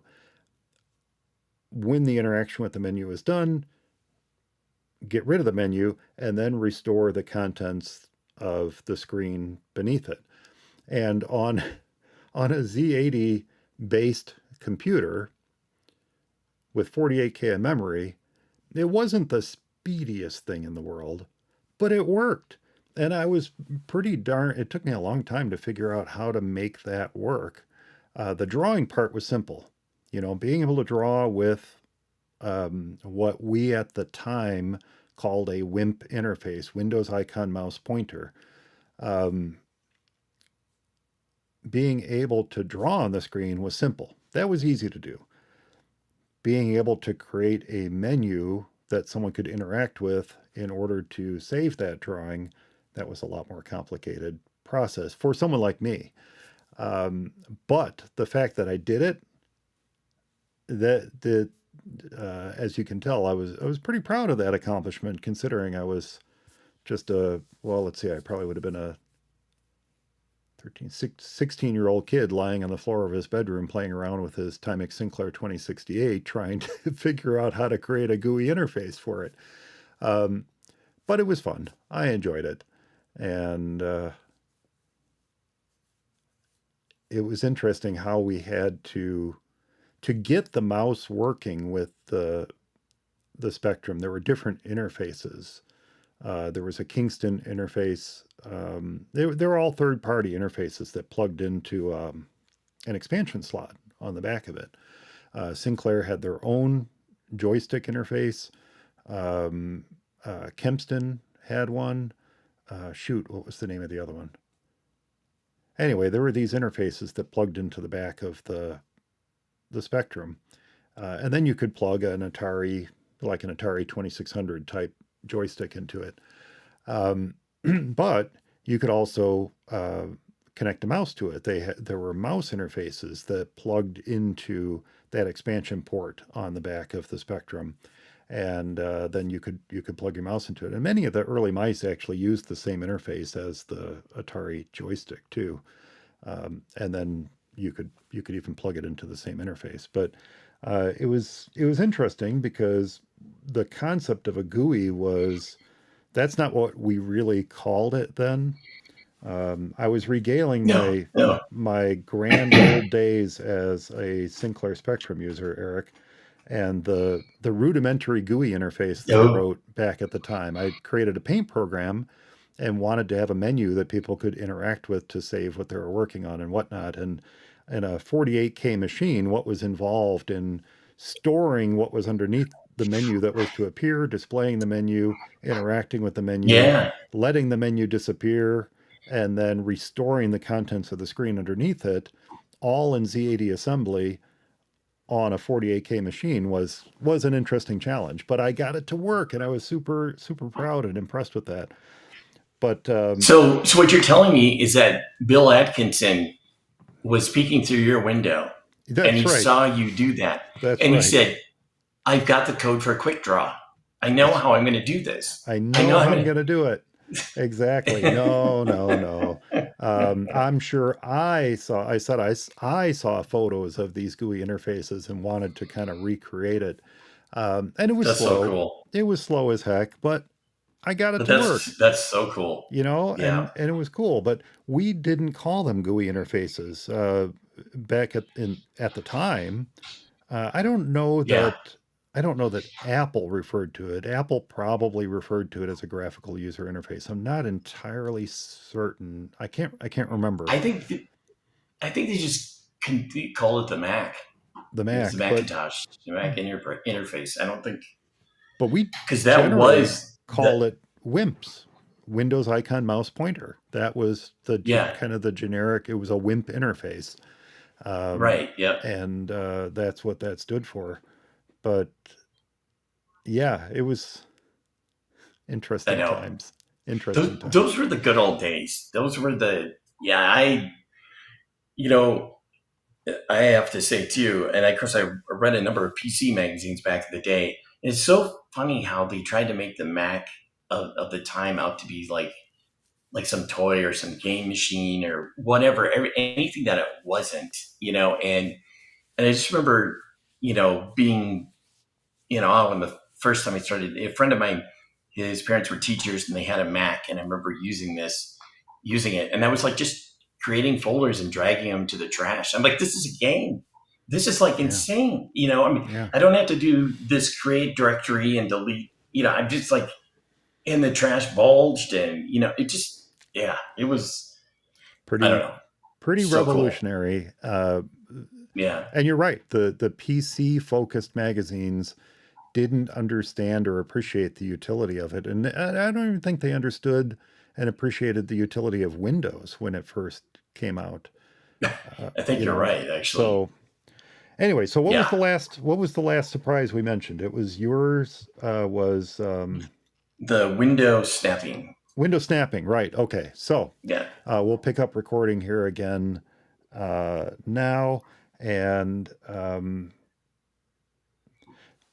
so my next surprise, this is actually a very pleasant surprise. I'm super, super happy to see this in Sequoia. You probably know, I know you know, Eric, and many of the listeners probably know this too, that in recent versions of macOS, if you went into the system settings and you went to General, you could click on Login Items. Now, we always had a way right, to see what was loading automatically, but it wasn't it wasn't perfect. It wasn't a great way to see everything was starting up, and there were right, hidden items, in the library folders. There are a handful of folders in there that contain startup scripts for apps that might be starting up on your Mac, and you didn't always have a great way to manage those. Well, in recent versions of macOS, under General Login Items, there is the section Open at Login. And then underneath it was a really cool section called Allow in Background. And these were all the background items. These were things that were yes, loading up in those hidden library folders. And you could right, literally just flip a little toggle and turn off Carbon Copy Cloner from loading up automatically, or turn yeah, off Card Hop from loading automatically, or the Elgato Control Center, or whatever. You could turn them off. The other thing that was handy is it allowed you to go through and say, what the heck is this? I have no idea what this is. And yeah, then you could go investigate it further and see what's happening. Well, Apple has plussed this in Sequoia. They have made it so much better because if you go into General and then Login Items, there is I can't even find it right now. Where did it go? login items and extensions. That's it. You just blew my big Sorry. reveal here. Okay, there it is. Okay, I was in the wrong screen. So yes, under Sequoia, under Settings, General, it's not just called Login Items anymore. It's called Login Items and Extensions. And when you Which go is in totally there, cool. there's still the Open at Login section, and you can add or remove things from that section. There's still the Allow in the background, but as you scroll down to the bottom there is now a new extension section. And I absolutely love this because there have been extensions installed on my Mac in the past. I'm looking at you, OBS Studio, that I simply could not find where the heck it was loading up. It was very difficult. And doing a search on Google and going through the forums of OBS's site and all this stuff, there were people equally confused. Where the heck is this starting up? Finally, I found it, and goodness gracious, if I could tell you where it was, but I finally got it to stop loading up. This would probably solve that problem for me because the extensions are broken down by actions, camera extensions, OBS, Finder, photos editing, quick look, sharing, spotlight, and touch bar. And if you go into any one of those, click the little eye in the circle next to any one of those, it will show you, for example, on this particular Mac that I have Sequoia loaded on, that if I click on camera extensions, there's the Ecamm Live virtual camera, and I can just turn it off, which Turn it is off. fan-freaking-tastic. Not only that, but inside there you can also view details on that extension, you can reveal it in Finder, and you can delete the extension. Oh Yeah, my gosh. This is an amazing surprise. I had no idea this was coming in Sequoia. And that was one of the I didn't very either. first things I saw when I was digging through. Because, come on, Eric, you do the same thing. When you load up a new version of macOS, don't you dig through control panel, through set? I almost said control panel. We were talking Yeah, Windows through earlier. settings. Yeah, Through settings, same thing. Yeah, system preferences or settings, you dig through it and you see what has changed. The yeah, second I saw this, I went, "Oh man, this is a game changer. This is a huge surprise, and this is something that's going to be incredibly useful to a lot of people." Now, I do wish that Apple equally enhanced the allow in background items. Some of them you can go in and see where it's located in I the know. Finder, but And not some you all of can't. them. And I kind of wish that they had added just a simple right click so that I could say, oh, one password. Okay, great. I can turn it off. But what if I want to completely delete it? What if I want to get rid of it Yeah, entirely from my system? It would be nice to be able to do that from the allow in background screen, much like we can do with the system extensions. But I wonder this why is a you great can't. addition, and I'm super, super happy to see it. And yeah, I can't wait to start digging through these on all my other Macs when I finally upgrade them to Sequoia. Yeah, what is OBS anyway? What is that extension? OBS is for simple terms, it's kind of an open source. They're not going to like I describe it this way. It's like an open source version of Ecamm Live. It's a Oh, video okay. production studio for live streaming and local recording and things like that. It's big in the gaming community. It's big on Windows because it's cross-platform, so you have that on Linux and Windows and Mac. It's actually a really great live streaming platform, super powerful. You can do a lot with it. But when it comes right down to it, frankly, I just find something like Ecamm Live to be so much better to work with and interact with, even though there's a Yeah, cost to it versus the open source free nature of OBS. Because Ecamm Live is a Mac app, it makes it much more pleasant to work within than something like OBS. yeah, But OBS is great, and I've used it for a number of projects in the past. But it also has a virtual camera feature, and just like Ecamm has, and it has a virtual microphone feature, just like Ecamm has. And hmm.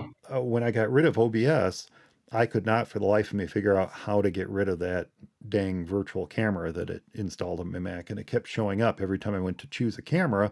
There's the OBS virtual camera, even though OBS is no longer on that particular Mac.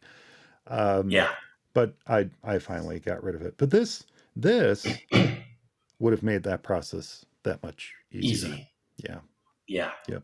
Absolutely. yeah, and I've got something called Detail Camera on my Mac, and I'm not sure how I got it, but I bet you that's what's using OBS, the OBS extension. I'm sure of it because that's a virtual Oh, camera. it could be. So you don't have the OBS software.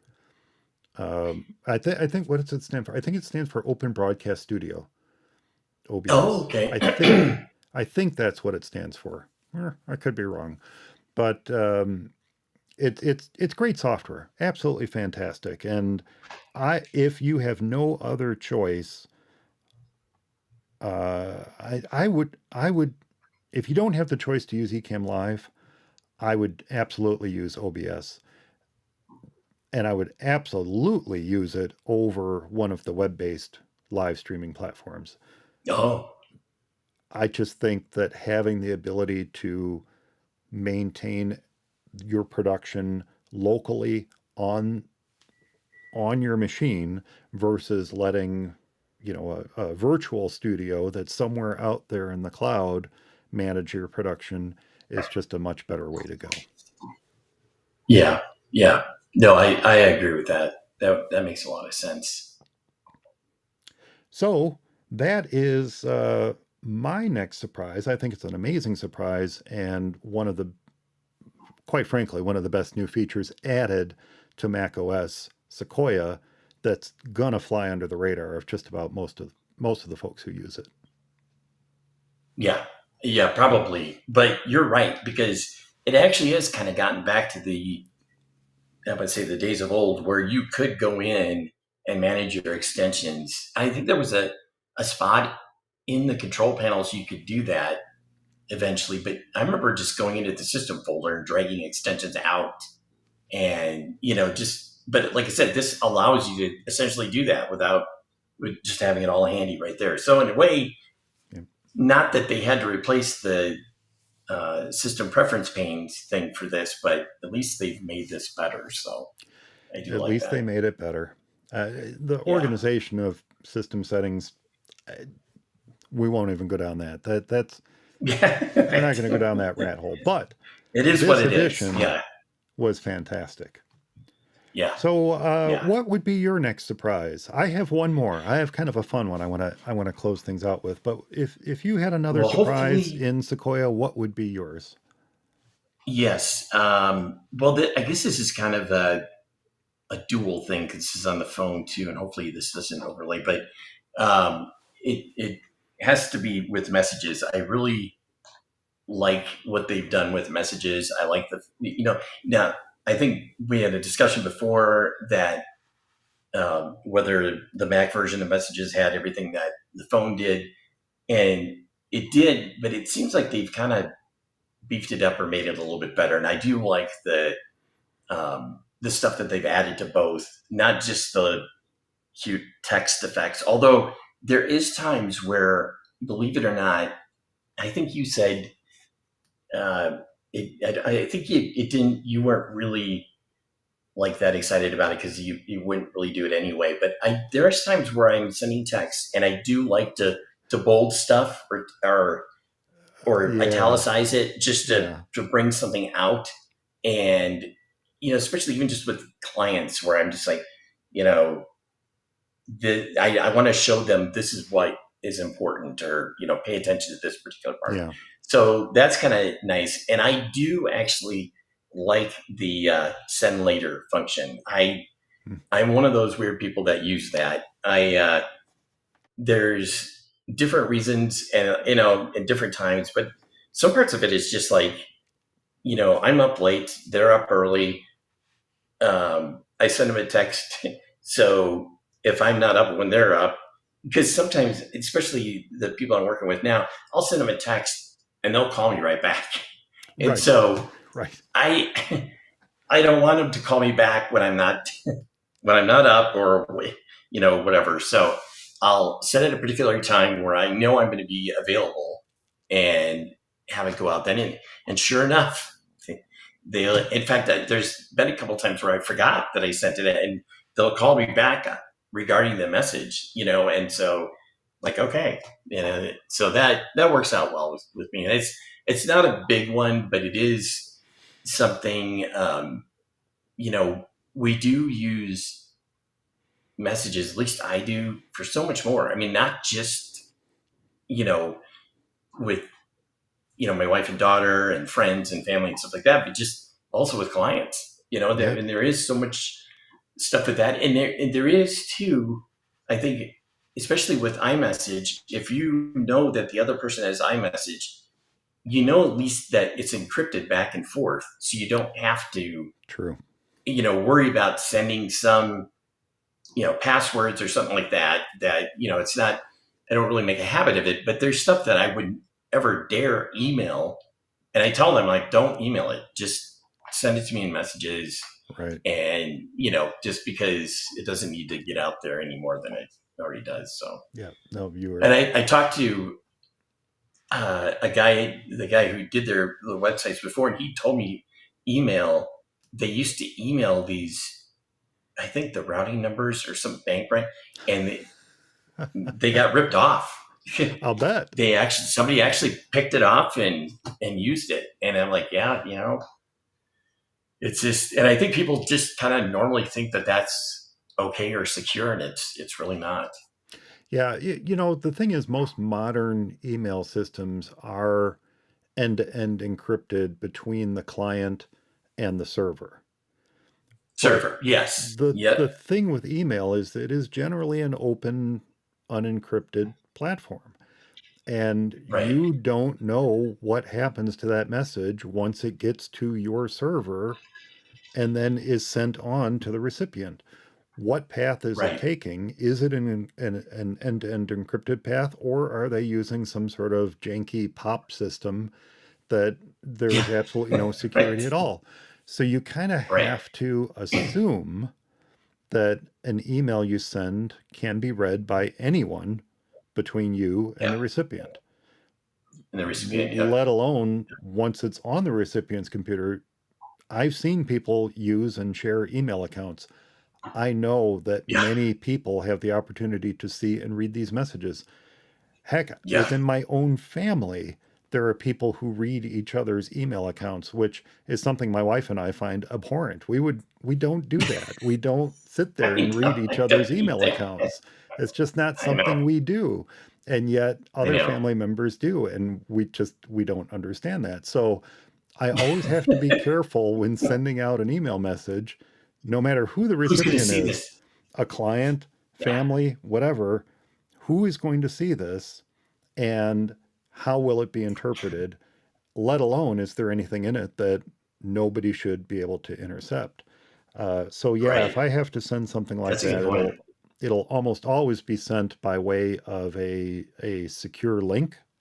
I'll use a Yeah, service like yes, Dropbox, send a secure link, yep, put an expiration date on it, make sure that even if someone intercepts that email message 6 months from now, they can't download that content, that sort of thing. yeah, Um, yeah. and messages, I don't necessarily trust because I do know that there's a fair number of people out there who are not using an end-to-end encrypted messaging system, Right. aka SMS, and Yeah. I just Yeah, that I just don't know. yeah, I don't right. know. And who are they going to forward it to? That's the other question. Well, that is the thing, and and it's right. I only use it if they've got the blue bubble, and I know that they're definitely have an iPhone in their iMessage. Yeah. I'll sometimes use it, but otherwise, yeah, no, I'm always yeah, amused. I'm always amused that things like the HIPAA laws, health insurance yeah, portability yeah, laws, yeah. I'm always amused that they consider faxing a secure method of getting information back and forth. When you know full well that there's a fax machine sitting in the middle of that doctor's office I on know. Anybody a can see it. credenza, and the fax is being sent in and it's just rolling off the machine and falling onto the floor and anybody can walk up to it and read it. No, that's secure. But end-to-end email Right. encryption, oh no, don't do that. But Don't by do all that. means, Yeah. send it via fax. Sure. Right. You know, and you could probably make the argument that anybody working in that office is HIPAA, so they can't, whatever. But the thing is, how does that stop a patient or somebody else who walks by and happens to Exactly. see it? I mean, that's the thing. If they have their fax machines guarded, fine. But Most I don't. think the only reason why they even think that is because it's through the phone line. But yeah, I know, Because I know. certainly phone lines can't be tapped. No, no one ever does that. No, no. That's not open data being transmitted back and forth over copper that can be tapped into. No, no, no. Right, right, exactly. Anyway, I digress. So, Yeah. did you have any other surprises that you wanted to mention before I get to my last one? No, no. Actually, that was it for me. Well, my last one is kind of a fun one. I guess it wasn't, as you mentioned earlier, it wasn't really a surprise. I kind of knew that this was coming, but I didn't actually get an opportunity to see how cool it was until I installed Sequoia on this MacBook Pro. Now, everybody knows, right? Well, I don't know if everybody knows this, but in January 2024, the Macintosh celebrated its 40th anniversary or birthday, however you want to think of it. The Oh, Mac is yeah. now 40 years old. Talk about the early days of GUIs, right? Yeah. Well, Apple must have thought of that when they created this amazing addition to Sequoia, which is a new dynamic wallpaper. And the dynamic wallpaper is called Macintosh. And the cool thing about this wallpaper is one, okay, I'm going to just start and say I wish they had a static version of this. I wish they had a version of it that was just not dynamic so that I could just make it my wallpaper all the time. But the cool thing about this is that as you watch it, every time your screen refreshes, every time you come back, the scene changes in the background to another scene from the classic Macintosh days. You might even Oh, see yeah. a line drawing on screen. You know, right now, as I'm looking at this, I see Mac Paint, but Yeah. the image has changed throughout the time that we've been recording. The image in the background has changed. And I just think that this is an amazing wallpaper. It's got light and dark modes, and you can change the Yep. color of it. By default, it Yep. was set to spectrum, but you can go green or a random color, orange, red, purple, blue, dark gray, or as I said it, gray. Why would you not have a Yep. classic Macintosh screen in Great. gray? So Yep. that was a nice little surprise to find in here. And the interactivity of it, or I guess I shouldn't say interactivity, but the animation, the thoughtful animation that went into creating this dynamic wallpaper was just a very, very pleasant surprise in Sequoia. And it's just nice to see Apple respect and honor the fact that the Mac turned 40 this year. And what Yeah, better it way to really do it is. than with a beautiful piece of wallpaper that we can all put on our desktops? And I just love it. So if you've not had an opportunity to play around with it and you've upgraded to Sequoia, check out the Macintosh, that's what it's called, the Macintosh Dynamic Wallpaper under your settings and wallpaper. Pretty cool stuff. I just did that because I didn't know about this. I mean, I think I had kind of seen it on some other thing on a video, but I actually didn't really realize that was available. And so now I just did it now, and I set it to gray even before you even said that because I'm like, no, this should be because I think it started out, yeah, it was Spectrum, but it was green, It was and green, and yeah, green right was now cool. it shows general. Yeah. It And shows the general mine control. showing I can see the little spray can and the font picker Oh, and that's all so that. awesome. And what's even cooler is you can show this as your screensaver too. So if you just Yeah, want to see this, kind of working its way through all the different scenes, you could just set it as your screensaver, and that would be pretty cool too. But yeah, Macintosh Dynamic Wallpaper was a wonderful surprise in Sequoia. I love it. yeah, it's beautiful, just beautiful. I Okay, love it. well, that would be our top 5 favorite surprises in macOS Sequoia. What are yours? If you have a favorite surprise that you discovered in Sequoia, drop it in the comments of the show notes, or send me an email, mike@formacisonly.com, and let me know what your favorite surprises were in this new release of macOS. Now, before we wrap up the show, Eric, we have since January been um, coming up with a new Essential app every episode. We had our Essential Apps episode back in January, speaking of Yeah, January, the 40th anniversary of the Mac. And we had so many different picks that we thought, why not do a new Essential app every week? And I have one I was going to mention this week, but before I get to it, I wanted to see if maybe you had one you wanted to bring up instead. no, you go ahead. I think I do. I'm just trying to think if I brought it up before, so I can do a next episode. Okay. Well, then, this is also kind of a throwback to the, well, earlier days of the Mac. I'm not quite sure how far back this goes, but there used to be an app for the Mac way back when called Fuzzy Clock. And Yes, do you know Fuzzy Clock? The I whole do. point of Fuzzy Clock was to put the current time in your menu bar, but to do it in textual format. So, for example, 25 to 4, something like that, or Right. 10 past 2, something Yeah, along those that's lines. It would write the time. And part of the idea behind it was, let's not focus too much on the fact that it's 10:13 and at 10:15 we have to do something.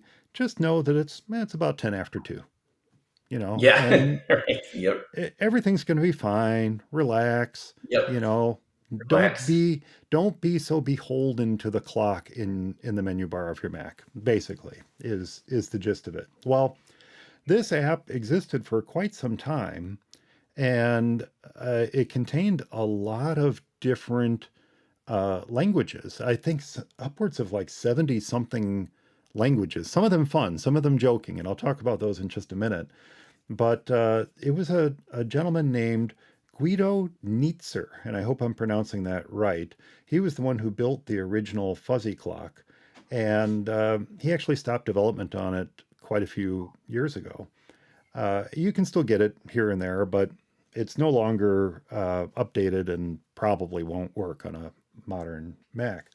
Well, this gentleman that I'm about to mention here, Marcus Olofsson, he actually reached out to the original developer, Guido, and asked him if he could make a successor to Fuzzy Clock. And he said, sure, knock yourself out.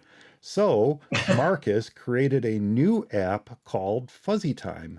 And not only did he create this new app called FuzzyTime, but he was able to use all the same language files that Guido used in his version that was Oh, called Fuzzy Clock.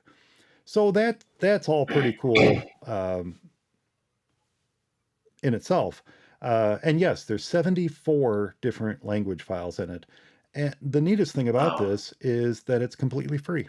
You can download it free from the Mac App That's Store. great. We'll have a link to this article and to the FuzzyTime app in the Mac App Store itself in the show notes.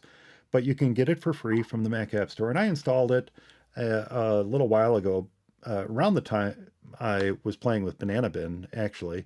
And it's just a super cool app. If you go into the preferences on it, like right now it says 25 to 4, but if you go into the preferences and change the language to Bork Bork, which, as everyone knows, That's is the language of the Swedish chef, it now right. says 25 to 4. That's what it says.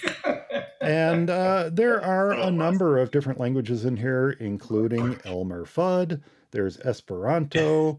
There I was going to ask is if the Esperanto, Esperanto. if it had There's Esperanto. Hacker. If you change it to Hacker, it interjects numbers and letters together to make it Oh, that's read sweet. 25 to 4.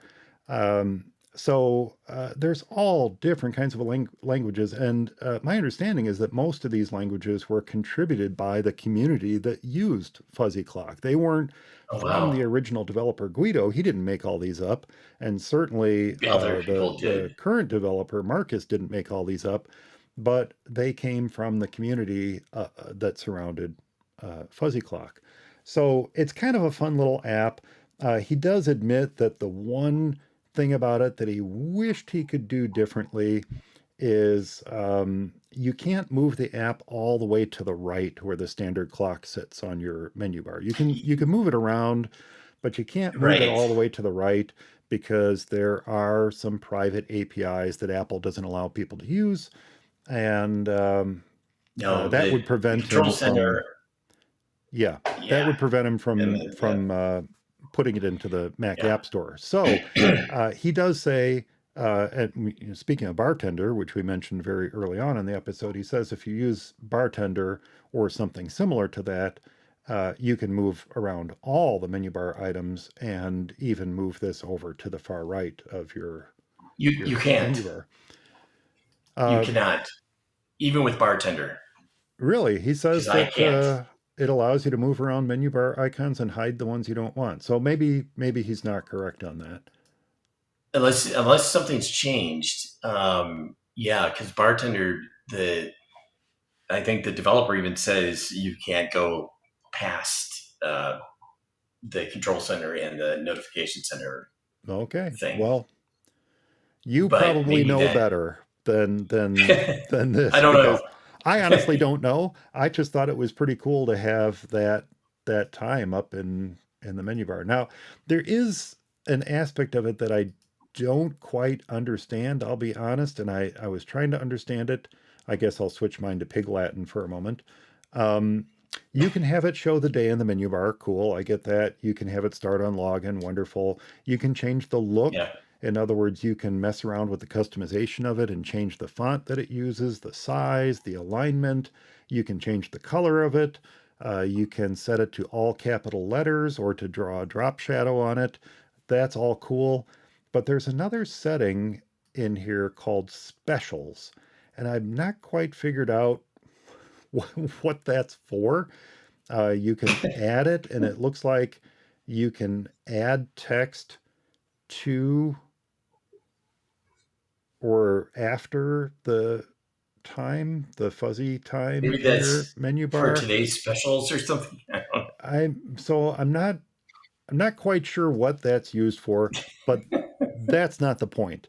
The whole point of Yeah, this fuzzy time, fuzzy clock was the right. original. The whole point of fuzzy Yep, time is to just put the time in your menu bar in a nice, casual, relaxed way, so you're not yep, too focused on moving on to the next thing. Just finish what you're working on and say, "Oh, okay, it's just 20 to 4.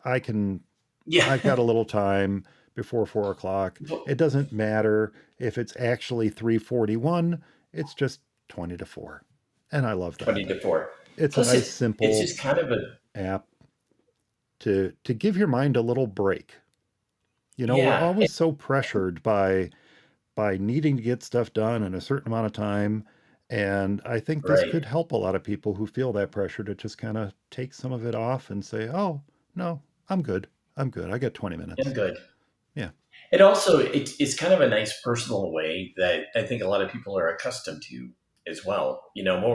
Most people, I mean, especially when analog clocks ruled the day Hmm. and they're slower. I mean, people kind of always, oh, it's 10 to 2, it's 5 after or whatever. Yeah. And I will say, if you if you already have it, if you already have, I use iStat menus, but they also have fuzzy clock in there Oh, they do. Oh, cool. because you can do that. You can do the obviously whatever clock you want, but that is already available. But this sounds great. I didn't know about the other languages. That's so awesome.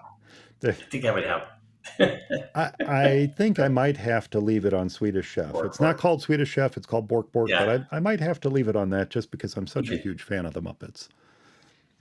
I know that's what I was thinking too. Esperanto would be a great thing too, but I think that yeah, Swedish Chef definitely. Or uh, you said there was Looney Tunes too, right? There Elmer Fudd. was it Porky There's Pig? Elmer Fudd. Or Elmer Fudd, Um, Elmer Fudd. Yeah, yeah, that would be I that I would be did good not too. see Daffy Duck, and regrettably, I did not see Klingon. Klingon would be a nice addition to it as Uh, well. Yeah, that's what I was wondering. I was going to ask if Klingon was there. yeah. There's Somebody needs to add no Klingon, and quite frankly, Pig Latin is just a little bit too much work for me. But it is fun. that. It is fun though, in a way, to switch it to another language. Like, so let's Yeah, say, regular, normal Swedish, or perhaps yeah, German or Icelandic or something yeah. like that. And it could be, if you're trying or wanting to learn another language, a nice way Yeah. to kind of come to When it, grips with how to express something simple like time in that in right. that other language. So yeah, there could be See, some actual utility to some of this as well. But no, totally think so. yeah, I think Klingon would be something like,